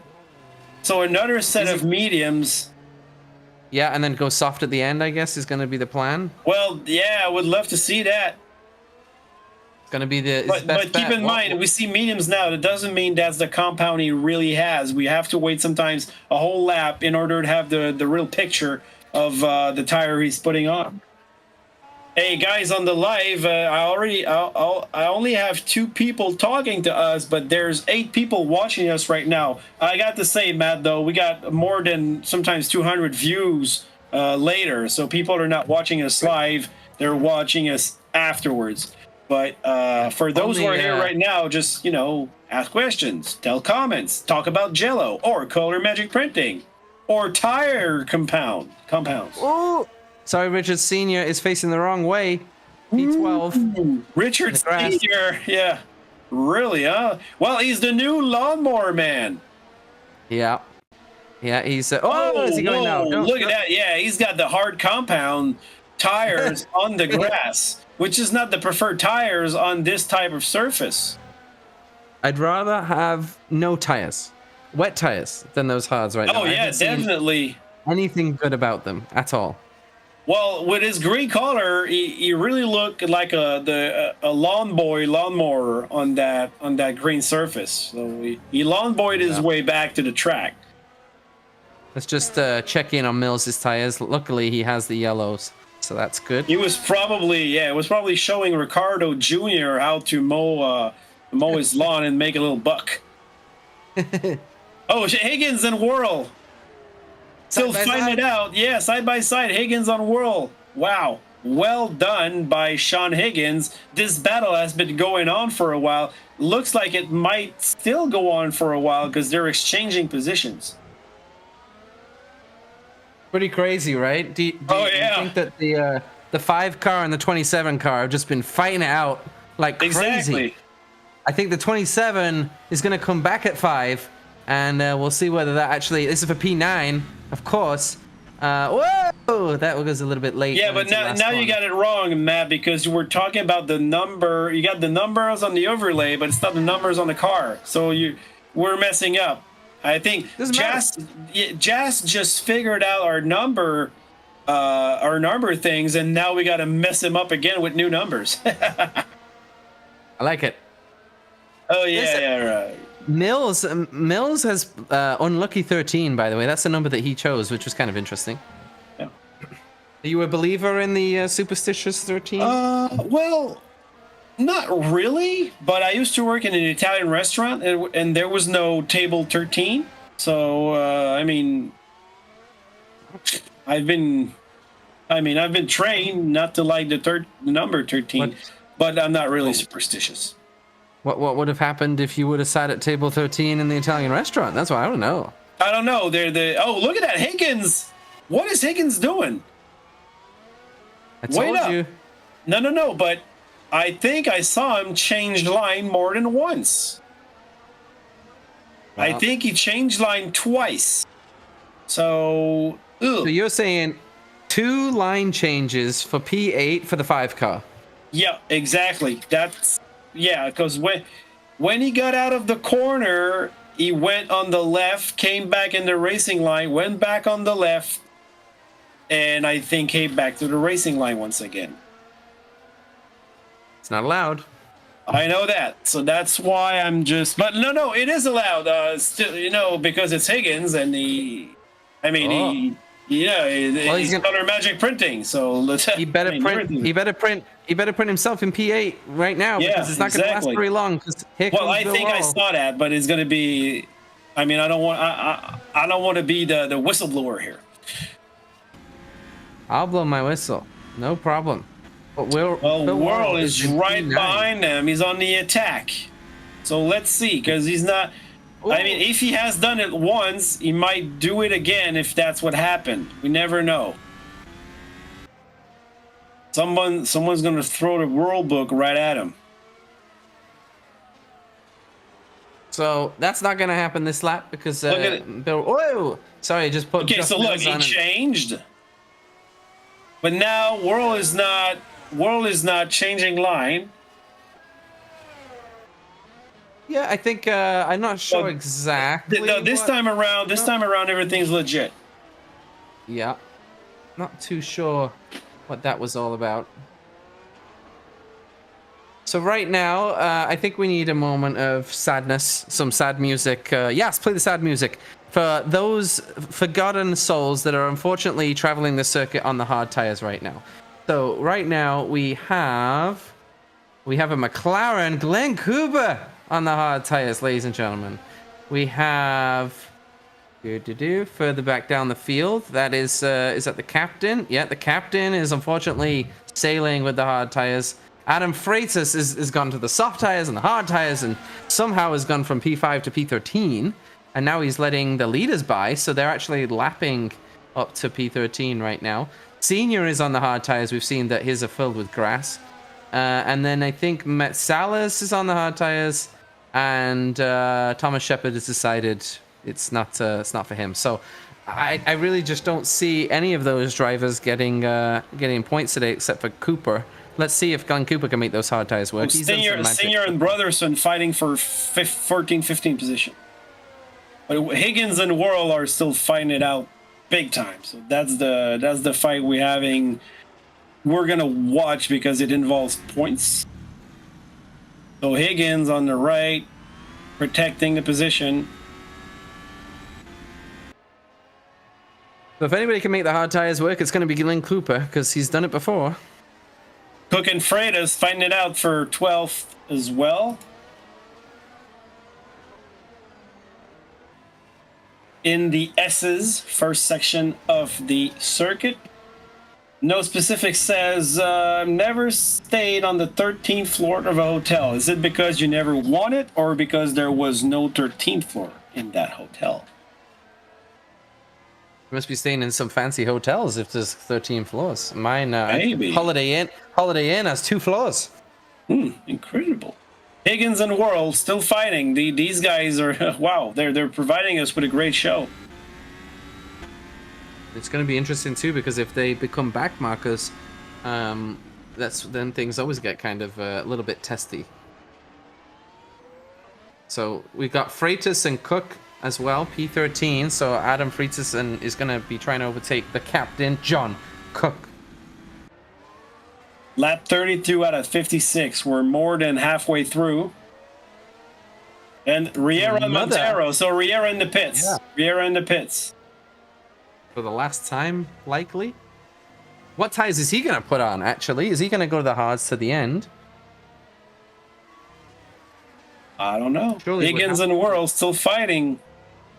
And now look at that. He's got that long straight. So Higgins protecting the inside line. I think Riera's going to do one now he's back there. On the soft tires. I think Riera's literally going to do one lap at the end of the race on the soft tires. Unless he forgets to use both compounds, which let's not do that. Yeah, well, he's we have back on seen the that yellow. before. We have seen that before. So Higgins protected, and he came back to the racing line. So that's legit. What I just saw there, we're good. Oh, wow, a little wiggle by Higgins. So Higgins under attack from Bill Worrell lap after lap. This is good. I mean, great racing in my book. So if There's been Worrell action. can, yeah, exactly. There's a lot of action, and Adam Freitas behind John Cook. This could happen right here. Same section. That long straight has been the overtaking provider. Now he's got the DRS open, braking zone.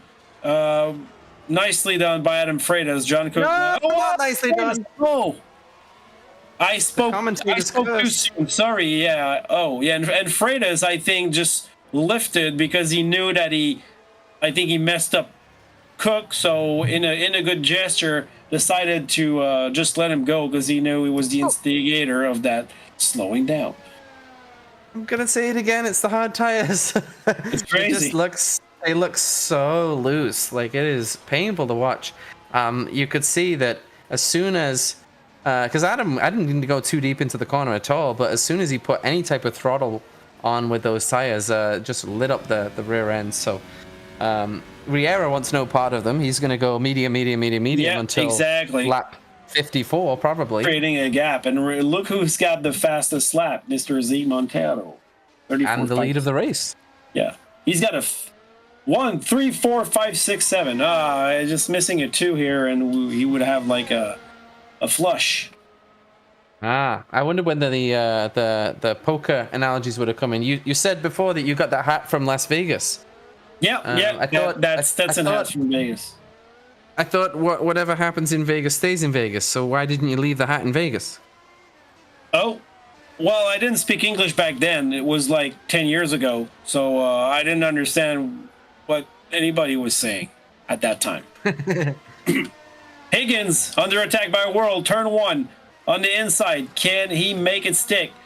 So Higgins defending, Worrell wisely waiting, but what's happening? Adam. Freitas got by. Yeah, he did get by him, but again, it looked super loose. That McLaren trying to get on the power, but he managed to get it done. So that's a late apex corner right there. Wow. But now Higgins has almost about a second over Worrell, and okay, detection zone. Worrell will have the DRS, but I don't think he's going to be in attack range. Too far away. So, okay, there was no 13th floor according to no specifics, and the Ultimate Chain owners respect people with superstitions. Yeah, I think that they would alienate any superstitious people. And it used to be an old superstition back in the day, so old ways kind of stick around depending on where you go.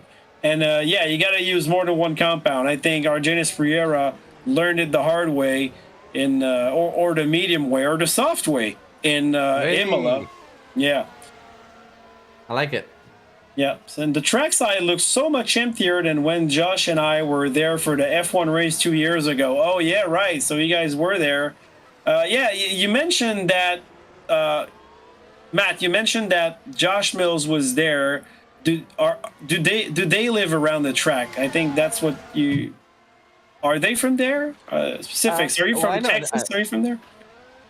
We want to know. From... Yeah, I'm not sure exactly where it's from. I've never picked up a Texas accent from Josh when we've been speaking to him. So no, again, well, yeah, it doesn't mean he's from there. He might live there. I mean, I don't know if you. Yeah, my American accent would mean that I think Josh Mills is from St. Bart Street, which is just south of Louisville, actually. Oh, that's my complete guess. So we'll see if it works. And Montero is in the pits, so we have Argenis Riera back in the lead of this race. Yeah. Yeah, right. Sorry. Mills in second right now. So, I mean, his undercut did work on Montero. Was it? Was he seconds or Montero was second when... No, Montero was right behind Mills when Mills got in the pit. Yeah. So now there's a big gap between the two. Well, I see 8 seconds here, but I mean, I think we need to get that straightened out just to be sure. And Higgins and Worrell fighting. because the hard tires are so terrible, which I think we've mentioned once or twice. Yeah, you might have. The strategy that Mills has been doing, which is just randomly diving into the pits very early, it's actually working out quite well because Riera and Montero have had to keep on the same tires. Oh, look at that! Whirl and Higgins almost touching each other. Oh, wiggle by Whirl. Okay, yeah. So, in no specifics, they live in North Carolina. Now I remember because I always had my Tar Heel shirt. But I mean, I maybe thought she was from there, not necessarily lived there. But yeah, so I don't have my Tar Heel shirt. I wear my Hooters shirt because I wanted to feel more American. And there's nothing more American than a good Hooters chain. The captain and Freitas and Cook. Oh, well, side by side, fighting it out in the slow section. Captain Cook and Adam Freitas ringing for Auto Acosta, doing great.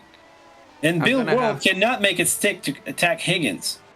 I'm going to have no hair left by the end of this race because I'm going to be talking about the hard tires so many times and pulling it out.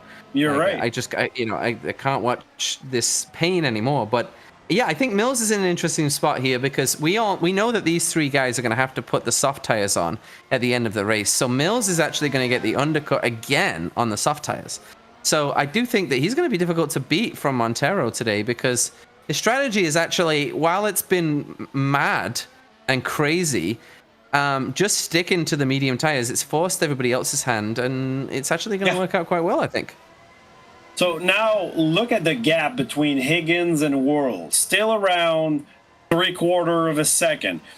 Bill Whirl has yet to close the gap enough at the section, the more important section, not this one, but the one with the long straight. Look how close he is at that last section. Wow. And he's fast. Yeah, can he make it stick at turn number 1? Not quite. So he has to stay in Higgins' gearbox in order to get that slipstream where it's most important. Turn 11. Higgins must be really good around the second part of this kind of 2, 3, 4, 5, 6 section. Oh, look at that! How much of a gap Higgins is pulling on Whirl in this section. Yeah. So Whirl is closing a little bit towards the end there, but Higgins is very strong through that first sector. So that's saving him his bacon every single day of the week on the big straight. Well, now Whirl is closer than the previous laps. Yep, Higgins maybe a 10 or 2. It's going to be too far away, I would think. Now, is Adam Freitas going to be able to get by the captain again? We'll have to keep an eye on that one. Yeah, they're close for number 1.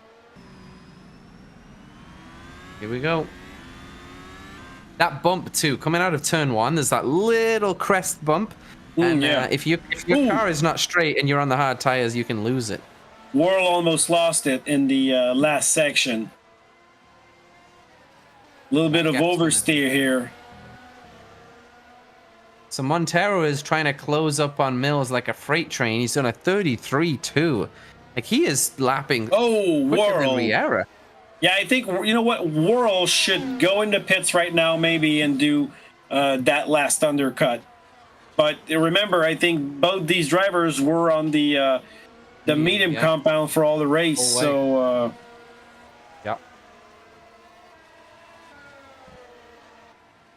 So Cooper's been on the hard tires. How has he been doing? He's been doing 30, pretty consistent times, low 37s, and a 36 was in there. Jean-Pierre Lalande set his competition. He's doing low 36s though on the mediums, so he's still losing a second a lap. Cooper on those hard tires, or almost a second a lap. So Riera in first position, still unbothered by anything happening on track. Josh Mills in second, 8 seconds away from Riera. So, I mean, he's doing his best, but that's not going to be enough if it sticks like that. But, I mean, he's scoring good points. If something happens to Riera in the following races, or maybe in that one, I mean, he's exactly where he needs to be. Zeke Montero in third position, 3 seconds behind Josh Mills, who put a nice undercut on Montero. But a tire compound change will have to happen between these drivers. So let's see what's going to happen at the last stint. Walcott in fourth position. That's where he started, right? So that's where he still is. And Lalancette, 31 seconds behind Walcott. So Walcott has a pit stop over Lalancette if he wants. That wraps up the top 5 right now. And the fights are still pretty much where we saw them. Higgins and Whirl, but they're less close. And like Cliff and Janos are about to drop the gloves and fight it out. Battle for the points. Yes, P9. sir. Cliff's had a good race. I don't think I've seen him off the track once. I don't think I've seen him on the wrong line once. He's had quite a few battles to deal with and kept his nose generally clean. So yeah, totally. And he's getting closer. And Cook and Freitas still fighting it out in the same section of the track. This is box office fighting right here. So these drivers have been fighting for, I don't know, maybe 5 to 10 laps almost. It's going so fast here, yeah. If Adam would have stopped 10 laps ago and put the mediums on, he would have caught up already, I think. That car, I mean, it looks incredibly fun, but deadly. It's Cliff and Janos. What a battle. Yeah, Janos on Cliff. On the inside, Cliff respecting Janos. I think he doesn't want to be thrown out of the league, but I mean, that was a bold move by Janos. Cliff could have stand his ground and maybe just do a 2 wide there and try to keep the position, the preferred line in the upcoming corner. Could have been. I mean, I think he's been over a second a lap slower, so that could be the reason why. And Cliff's still in a point position, so maybe he's just looking to kind of consolidate that. Haney, since he's been released and he's on the medium tires, he's been lapping much quicker than Cliff has been, so he's catching up. So that's going to be a fight in a little bit of time between Haney and Vanley Ward. Cook and Freitas. So Freitas behind Cook at the long 1.2 kilometer fast section between. Here we go again. Yeah. Is it gonna happen now? I think it is. And Freitas on the brakes. Oh, what? He jinxed Look. it again. Yeah, he really he squeezes him, but they're side by side. Oh, okay. Well done by Adam Freitas. If you try and try and try again, eventually you will succeed. Most definitely. He's free. So look at the lap time in purple right now from Montero at 33.2. Yeah, that's tenths faster than Riet. Where is Mills? Mills is Mills has got the hard tires on. He's in. He went into pits, I think. Another crazy dive into the pits from Josh Mills when we weren't expecting it. Yeah, exactly. This is wild. This is his last stint till the end. 16 laps to go with these tires now. We saw the catastrophe of just having them, but he's on a. You know what? I was about to say something, but while I'm saying it and I'm talking about the hard tires, I just bit my tongue. Yeah, it's that hurts. But yeah, so the car is lighter at the end like that, so he might have a better performance out of these tires. Am I right? To be honest, though, that the hard tires, the hope is that after 16 laps, there's still quite a lot of rubber left on them, so you've got enough grip. But the hard tires, the issue has been putting the power down, which I think actually is going to get worse. Look, he's already off the racing line. Yeah, exactly. I think Montero, if somebody was speaking to Montero and he had a spotter in the race right now, he'd be saying, stay out on the mediums and put the softs at the end, and you've guaranteed yourself P2 now. Because I do think that Mills is going to really be struggling now. What is Walcott doing? He's not going to. Well, look at Magasrevi right behind Bill World. So Bill World was attacking Sean Higgins, but now he's under attack by Janos Magasrevi, who's still working on his remontada, and I think he's gonna overtake Bill World within half a lap. Could do. Yeah, World is all over the place too, and Magasrevi looks really stable with his Mercedes. Yeah, he's had a quick car all day. It's a shame to see that he got involved in the turn 1 incident. I would have thought that if I was to guess where Magus Revi would be right now, you can probably, no prizes for guessing what position I think he probably would be in.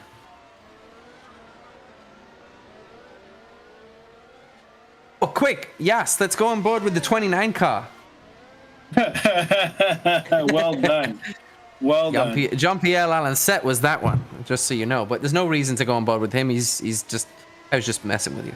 Yeah, that was good. I loved it. Richard Haney in 10th position, now about to be lapped by none other than Argenis Arriere. Never a nice feeling to be lapped, but it's a pretty good feeling when at least it's Argenis Riera. Yeah. I mean, I don't remember being lapped in a competition in the past years, but I remember there was a race at Road Atlanta, such a small lap with super fast cars, like faster than F1 cars, and if you got an incident with those, 2 incidents, and you were getting lapped. So we lapped a few guys, but could have happened to me. Magus Revi overtook Sean Higgins, so he's in 7th position. Higgins slid himself out of that position, but Magus Revi's up to P7. He's going to be ending the championship 3rd position this year. And ladies and gentlemen, Adam Freitas is still ahead of Captain Cook, and he's pulled away. So I think we finally breathing space. Yeah, because that has been going on for a while. Now Sean Higgins in the pits. Yeah, so he's gonna. What is he gonna put on? I think it was gonna be hards. Yeah, it would be the hards. But can you? No, I don't think you can make the soft stick for that amount of laps. Am I right? Yeah, I wouldn't think so. I think it's gonna have to be the hards, and I'm gonna, Oh no! Oh, I see red. I see red. Really? Okay. You know what? I see mediums on my screen, but I might, I don't know. We saw that over and over again. You don't know the proper tower compound, before a whole lap. So Bill Worrell has the reds. Worrell has the reds on. That's going to be difficult for him to go to the end of the race. Yeah, probably as well. If he's fighting Sean Higgins, that's going to be even worse. Yep.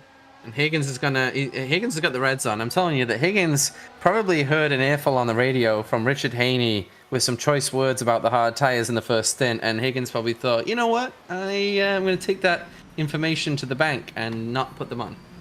Yeah, I still see yellow, but it should change within. Oh, now I see red. Okay, good. So I got the good compound now. Oh, look at that! He went right again. Shaking and baking. Yeah. Did you see that? Worrell outbreaks himself. Worrell. Oh. Unfortunately, whatever Higgins is doing on that straight, for whatever reason, it's actually working because Worrell just completely missed the braking point. Distracted by it, so not too sure.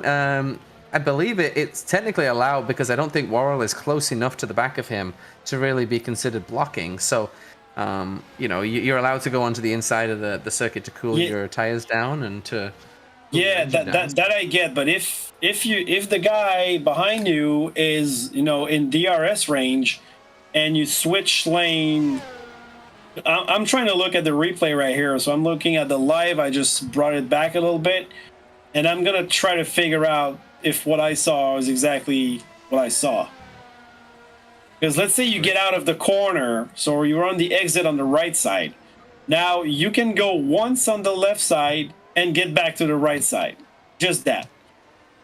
I think the thing is, though, you're allowed to do it as multiple times as you want, so long as there's a driver not behind. The issue is, at what point is the driver? It's just common sense and common knowledge that usually, I did it before, the old shake and bake, and then as soon as the driver is kind of closing with the slipstream, you've got to be very clear on what side of the track that you make. So that's the gray area where he would get out of that with, not even a warning or anything, but he was not directly under attack by by Whirl when he went left. Then he went back on the right side, and then he came back to protect on the left side. So I mean, in NASCAR, you can do whatever you want, but in the FIA rules, you have to protect once, and you can go back on the racing.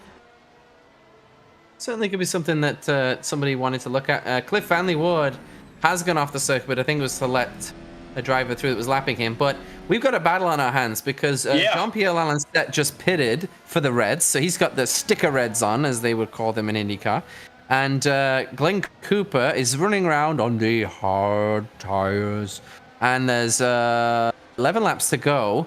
So 10 seconds is the gap. I would think that Lalonde is going to close up on Glenn Cooper very, very, very quickly. And Magus Revi is kind of going to be sitting in the sandwich. So Magus Revi is going to be catching Cooper, and Lalonde's catching both of them. So I think we're going to end up with a really good fight for P5. And on the overlay, what's going on with our drivers? Well, Higgins and Whirl still close, but not too close. And now everybody's in no man's land. It happens always at this point in the race where there's no direct fighting. The closest gaps we have would be Whirl and Higgins with 2 seconds, and that's about it. We got Tony Mitsalis and Thomas Shepard, the DNF, while Oppenheim's in the pits, and we have no clue what happened to either Mitsalis or Shepard, so we haven't spoke about them at all today. Yeah, I think gaps between the front runners is big. Mills is not going to be finishing second in this race because Montero has been doing 33s, 34s, and Mills is going to be doing 35s. So he's losing a second a lap to Montero.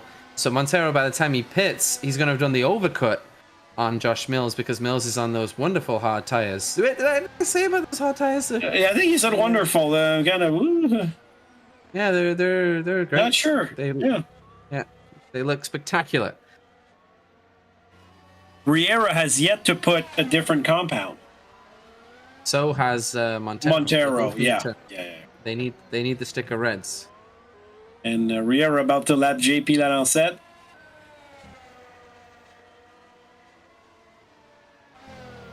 So Magus Revi's closing the gap on Cooper, but he's still a good 4 seconds away. Yeah, around that.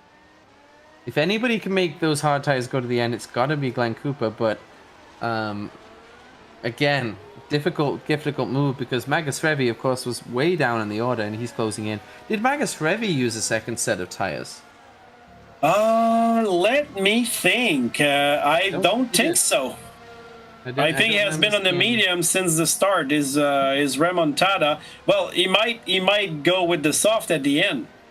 That would make sense. But he's gonna have to pit, so Cooper's gonna hold Magus Revi off. It's all gonna be about Lalonde, and Lalonde's gonna be closing Cooper right now at unbelievable pace. I think 34.6 for Lalonde, and Glenn Cooper did a 52. Oh no, sorry, 36.6. So yeah, so literally 2 seconds last lap, JPL took out of Glenn Cooper. But tell me, if you were Janos, would you pit right now in order to take advantage of all the speed that your tires could provide you? I think you kind of have to. That's what Cliff Vanley Ward has done. He's pitted and he's come out in P10. He's P11 now, my favorite position, on my favorite tires, on the mediums. So he's going to be trying to catch Haney, but Haney's on the reds.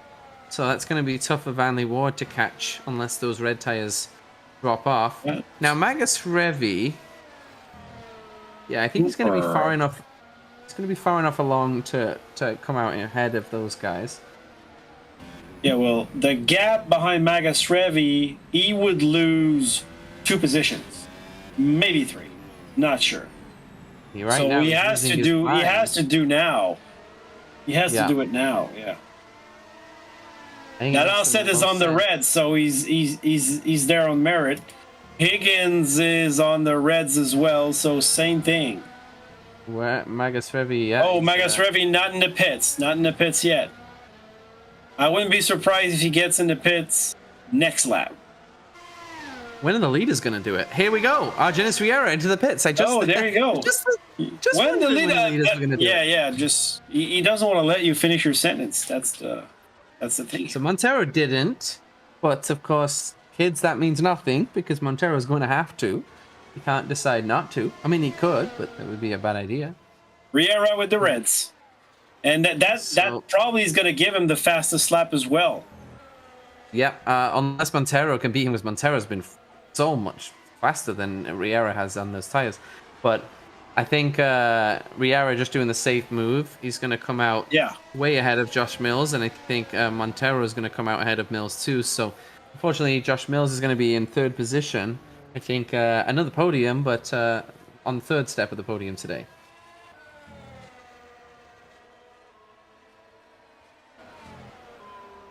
So Bill Worrell and Richard Haney close to each other right now for the 10th and 9. Yeah, Haney on a recovery drive, and Haney might need this spot because Van Leeuwen is catching from behind. Oh, so Van Leeuwen actually did put the sticker reds on as well. So that's been updated. So Van Leeuwen has got the sticker reds. So we've got these three drivers closing each other down. So Haney's going to need to get Worrell to probably hold on to a point here today. Mm-hmm. Oh, wow. Look at that. Haney and Worrell almost touched. Oof. And look how Haney went really hot in that corner. That was spectacular. And late on the brake. He's on worse tires, I think, than Worrell is too, right? So that's very impressive. I think he did a little bit of trail braking here, and Riera's out of the pits. Now Montero has to switch tire compound. He's got only 10 seconds over Riera. I doubt that. I mean, nothing's going to happen between these two drivers. They're going to stay in the same position at the end. Let's reverse it for right now. But Riera won, Montero second, but maybe Mills will be there. Montero might lose the position to Mills. 25-second gap between the two. So that's maybe why Montero is not pitting yet, because he's trying to stretch out that gap to Mills. Yeah, but Mills isn't Mills on the soft compound? No, he's on the hards. You're right. He's on the hards. Yeah.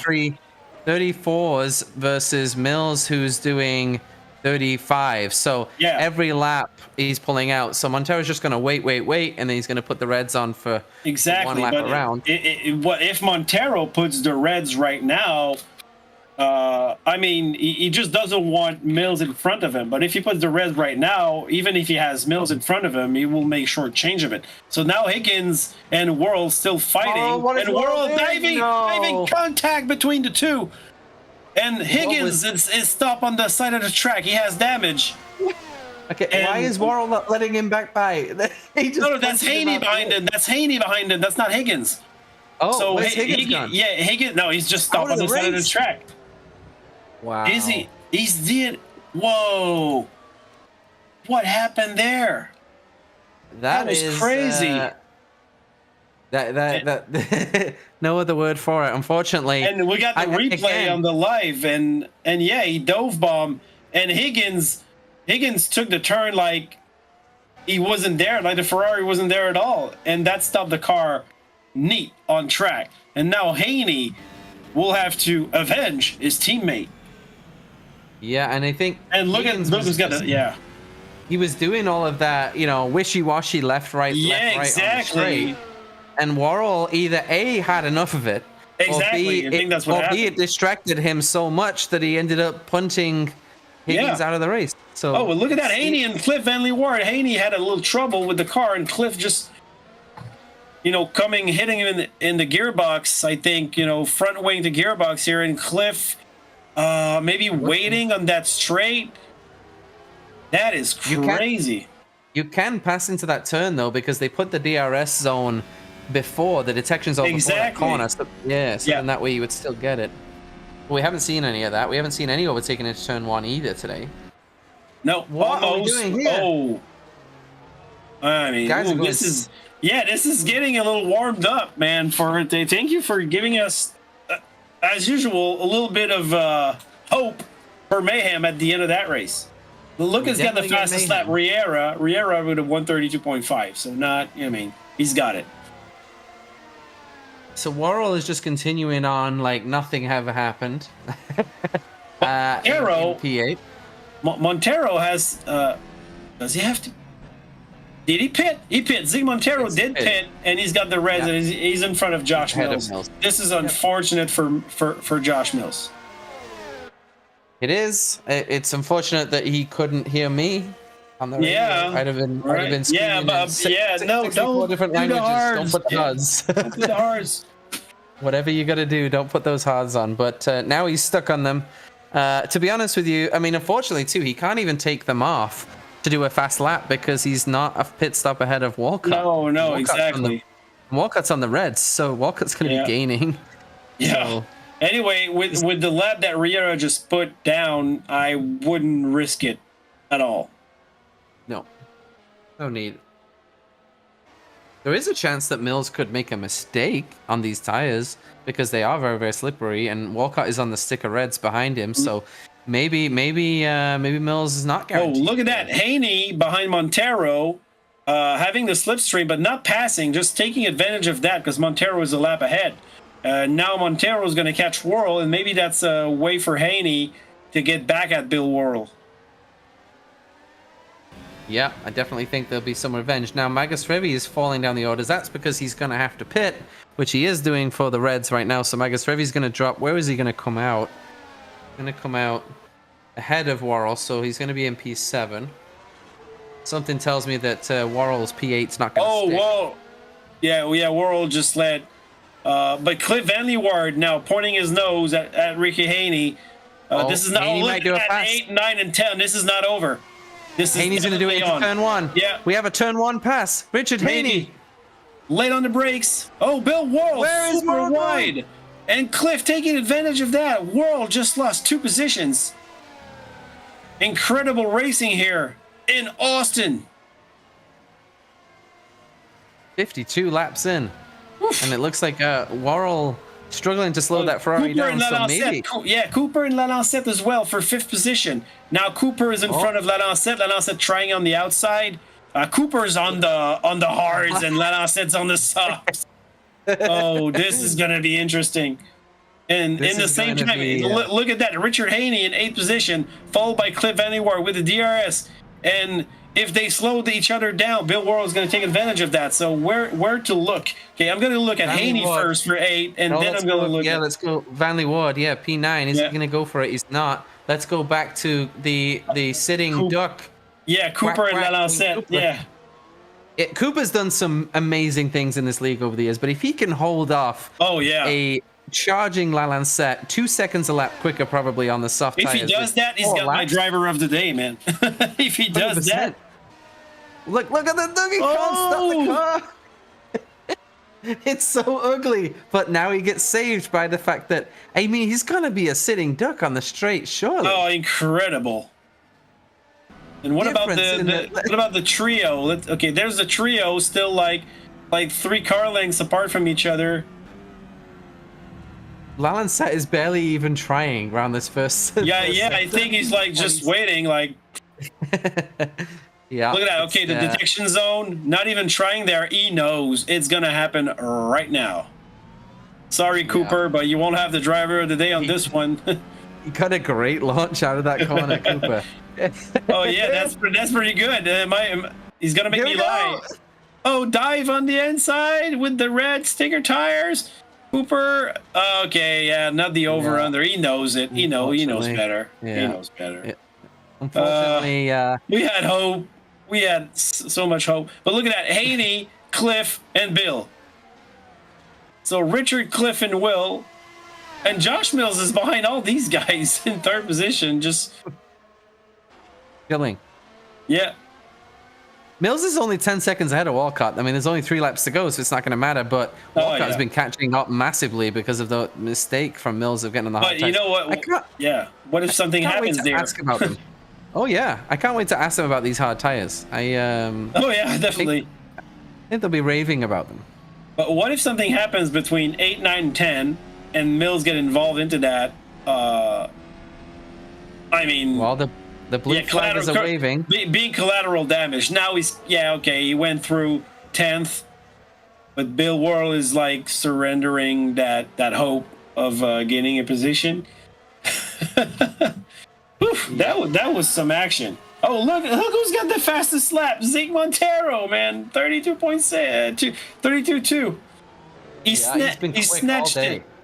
Yeah, he snatched it from Riera. Wow.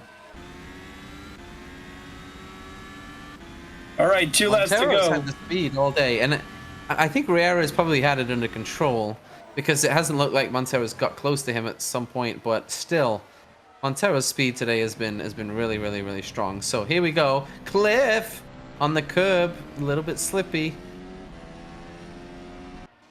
and now Cliff and Bill close to each other. Oh yeah, Bill. Oh yeah, he's Bill. The latest of the late breakers into turn 11. Look he at doesn't that. break. But Cliff's gonna have the DRS because of Josh Mills. Am I right? Oh, but here comes yes, Bill. What is happening? Oh wow. Why is he so fast? Yeah, I don't get it. Maybe maybe the initial downforce of the car, that would be an answer because they both had the DRS open. So that's nonsense. Was Cliff pressing the right pedal then? I don't know. He might have put the anchor. Is there a parachute behind him, like in the drag races? I think I know what it is. Cliff, he doesn't like P9. He likes P10. P10 is that's his jive. Yeah. So I think to be honest with you, he probably knows that Bill Worrell is going to have some type of a penalty for punting Sean Higgins out of the race. So I think he's probably thinking it doesn't really matter. So yeah. Well, this situation will have you'll keep us informed about that, especially that little line changing and then that incident, that dive bomb. Here comes Cliff. Ooh. Yeah, they almost touched. Lap 55 out of 56, so 2 laps to go. I said that a lap ago, but I miscounted. My bad. So Worrell and Cliff Van Leeuwen fighting for 9th and 10, now creating much more of a gap. So this is way less exciting than it sounds when I'm talking about it. Well, go Bill Worrell in the wall! Now it's exciting again! Oh, what happened there? He lost the car. And now look at that. He's in the middle of the track like a sitting duck. And out of the points is Bill. No, he's still in 10th, but he's got no front wing. Look at that. The worst commentator's curse I've ever heard in my entire life. Today, man, I'm the worst. I mean, every time I'm talking about somebody, nothing's happened. And I mean, today everything happened. Oh, look at that! He took off. He took off. Bill Worrell, what? He did a Fernando Alonso. He took off on that straight here. Ow. What is happening? Bill Worrell just took off. He's got a rear wing on. But I mean, without the front downforce, the air came underneath and it just took off. How far is he? He's still 33 seconds in front of Adam Freitas. Can he make that work and retain that position? Will he pit? He's actually quite. It's the last lap. It's the last lap. This is so funny. So Riera in first. Everything's going well. Bill Worrell coming to the white flag very slowly. I don't think Adam Freitas. Yeah, no. Well, actually, we'll have to keep an eye on him at the last straight. Now, what about Montero? Okay, everybody's in no man's land in front. Well, Riera's going to come to the line. Yeah. So Janos is 2 seconds behind the next. Look at how slow Bill Worrell is coming to the S's, and I mean Freitas has just cut 7 seconds on Bill Worrell. Riera arriving, at the last corner. So Riera wins the American Grand Prix, followed by Zeke Montero in second position. Well done by Montero. And I'm going to be watching Bill Worrell on the straight as Josh Mills. But Adam Freitas, Adam Freitas. Let's go, Bill. Look at that. Freitas is 13 seconds behind Worrell. So No, I don't think he went full throttle there because he knew that. But look at that. Freitas is 10 seconds behind World. Can He's on the same World straight. retain? Yeah.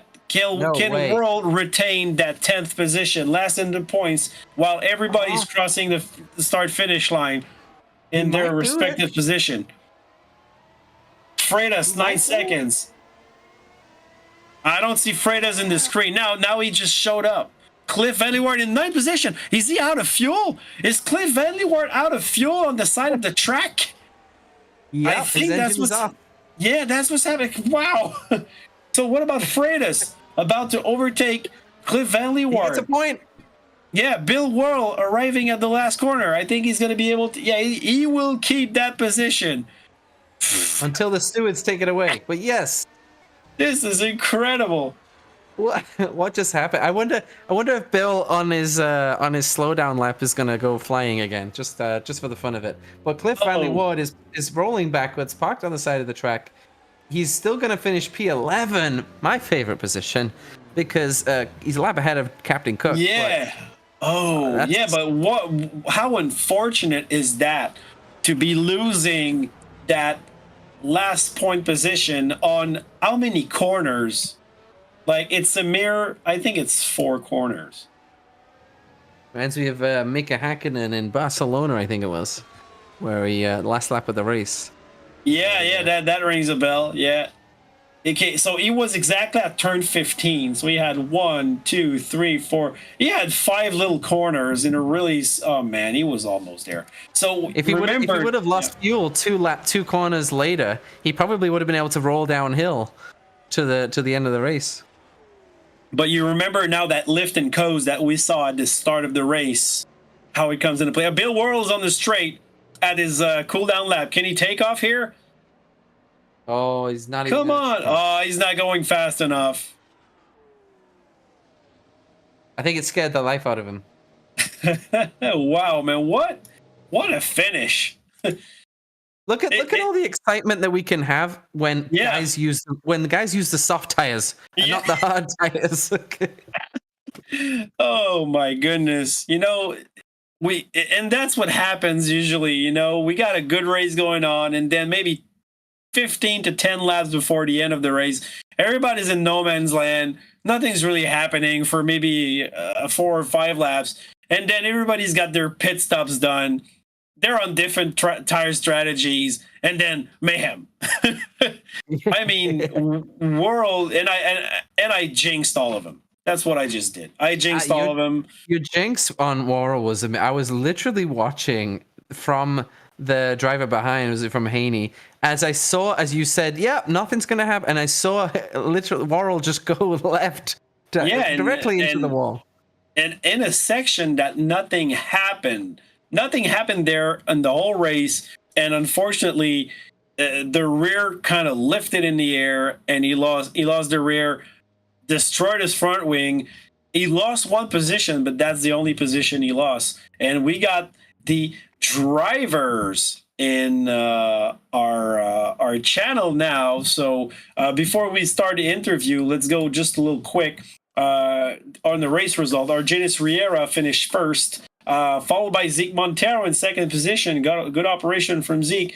Followed by Josh Mills in third, Richard Walcott for Ferrari in fourth, Jean-Pierre Lalancette scoring good points for the Red Bull team in fifth position.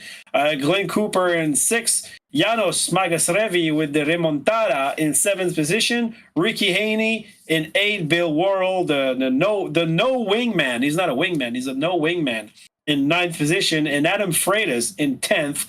That wraps up the top 10, but let's talk about Cliff Van Leeuwen, who ran out of fuel right before the end, 5 corners. So most of you guys, maybe you didn't know about that, but there was a lot of things going on at the rear now. So who do we have here? We got Riera, Montero, Mills, and we got Janos, who came here also. So guys, fun race. Thank you for the show. There was a lot of fun fights around the track. When you see that replay, you're going to figure out what you missed on your respective side. Our friend Matt here had a lot of comments about tires. So Matt, Go ahead, man. Ask a few questions about the tires to your compadres. Yeah, well, first off, congratulations to Janice. Another win. Is that five in a row now? On fire. My question to you, two questions really are, Janice. Number one, how much it looked like Montero's pace was pretty quick. Were you pushing the whole way, or did you kind of have it under control and you were just monitoring the speed? And the second question is the hard tires. Was there any thought at any point to use the hard tires?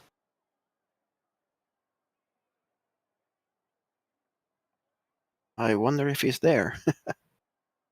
Oh, there. Maybe not. I think he's there. I'm muted. Can you hear me now? Yes. Yep, there we go. Yes.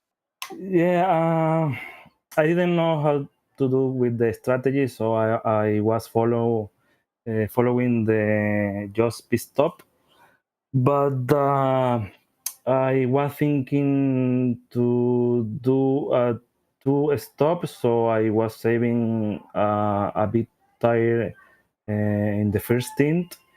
The second stint a bit, but I started to push in the third stint because just stop again. So I I started pushing to do 3 stop. So, but yeah, Ezekiel was very fast in this race. So Mhm. Did, also the fast lap. yeah, he got it by 0.2 of a second, and he at one point, I think it was the second stint that Zeke, you had it by 0.8. So, did you think at any point today, did you think you could maybe win this race, Montero?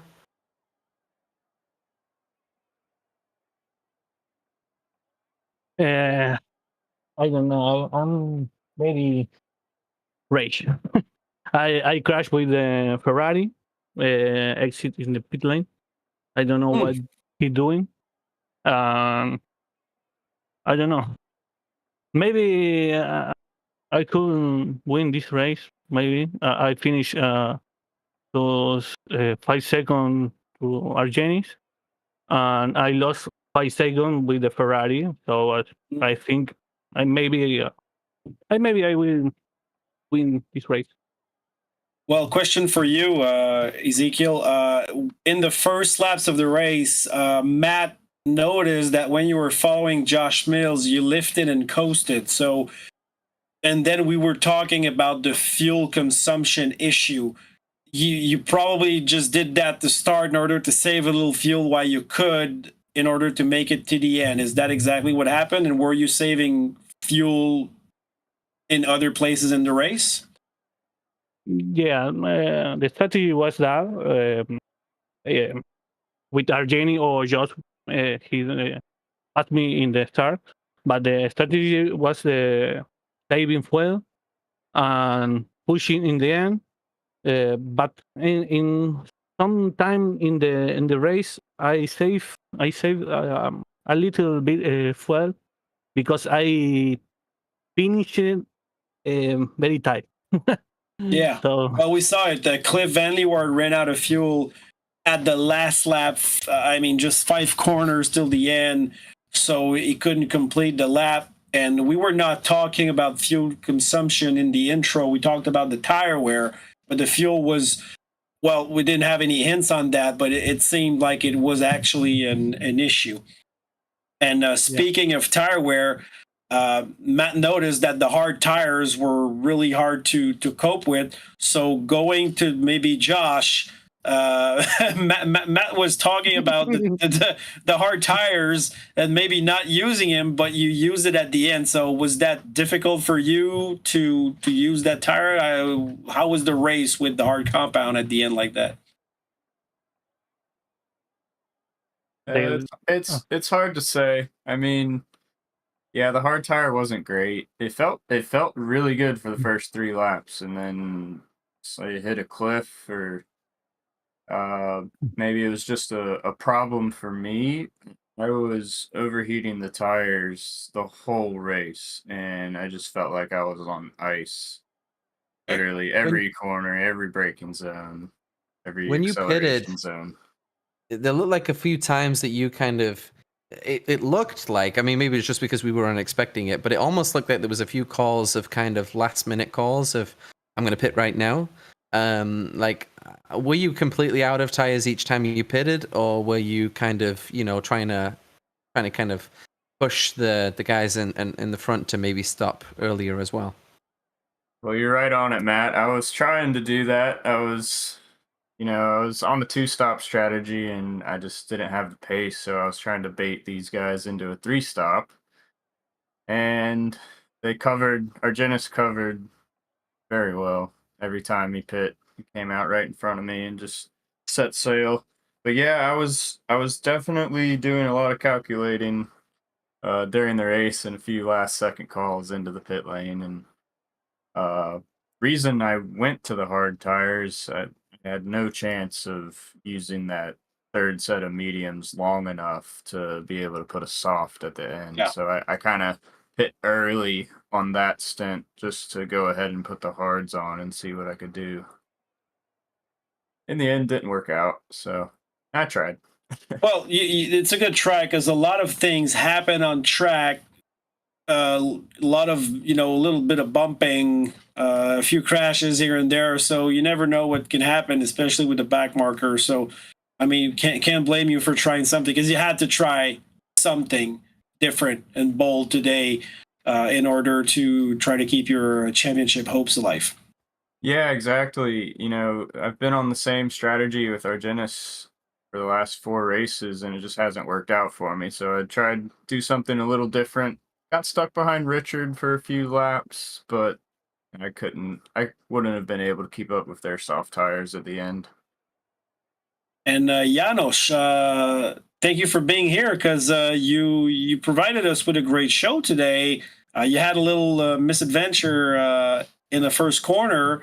So can you tell us what happened from your point of view? Because I think you got spun, but it all went super quick. There was a lot of cars, and we don't have an instant replay. So can you tell us exactly what happened there? Well, I started pretty good. I mean, P5, and I immediately was P4, and then I made the corner, no issues, and then I felt the tap. I think it was Walcott that touched the Might have been, yeah. real left tire, and all of a sudden I'm facing the wrong way, and the entire grid passed by. So from up there, I mean, it was gonna be a very difficult battle, but I did what I could. I mean, I had a touch with the brother song at the beginning too. Not really sure what happened there, but I had to get by. Otherwise, it was going to be way worse. So P7, I guess I'll take it, given the practice. But could have been a P5 or P4. Yeah. Well, you gave us a good show, and you had no damage, right, on that car? Oh no, I had the 4 corners of the car were damaged. Oh, really? Okay. Yeah, well, that didn't really show. Yeah. I was Matt, a second and a half slower from the beginning. Matt, anything you want to ask to Janos? No, I just want to congratulate him because mathematically you got the job done today. You have mathematically sealed 3rd place in the championship now. So congratulations on that. Yeah, and that's why you get my driver of the day for that remontada. Wow. Cool. That's and so the action. generous. Yeah, that's all the action he brought to the table.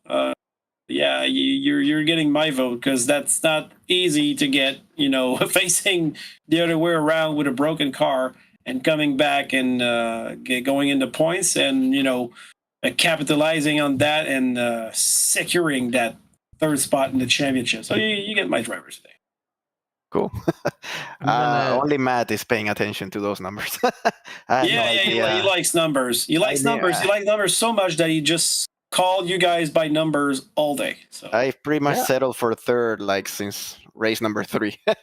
I knew already these 2 guys are way ahead. But yeah. Well, you see now you can try to win because now you've guaranteed the 3rd exactly. place. You got locked up. My driver of the day, I'm gonna give it to Zeke Montero because fastest lap. I think he had the pace to possibly win today, and he avoided the dreaded hard tires. So whoever didn't put the hard tires on is got a chance of driver of the day. So. Well, good one, Matt. We got the both Mercedes drivers, so we're gonna fight it out in the pit box after that to see, hey, it was me, no, it was you. But we got 2 more races to go. The next one being in Mexico, October 24th. So we're looking forward to that. It's a great track. I remember I think there's a long straight before the first corner, so it should be really, really interesting on that token. Thank you guys for being here. Thank you for providing us with a great race. Way less of a snooze fest that Singapore was, and I know it's not your fault, guys. It's the circuit, but this one delivered. So thank you for being here. Thank Color Magic Printing for sponsoring that event again. So 2 more races to go. Thanks Jas in the boot for producing us, and thanks everybody on the live for discussing with us, and all the viewers that are watching afterwards. Thank you for your loyalty, and don't forget to like and subscribe. I'm François Goulet. Matt is alongside me. You don't see him, but he's right there. So on that token, have a good night, everyone, and see you guys in 2 weeks. Anything you want to say, Matt, before we go? Nos vemos on Mexico. See you in Mexico. Bye-bye.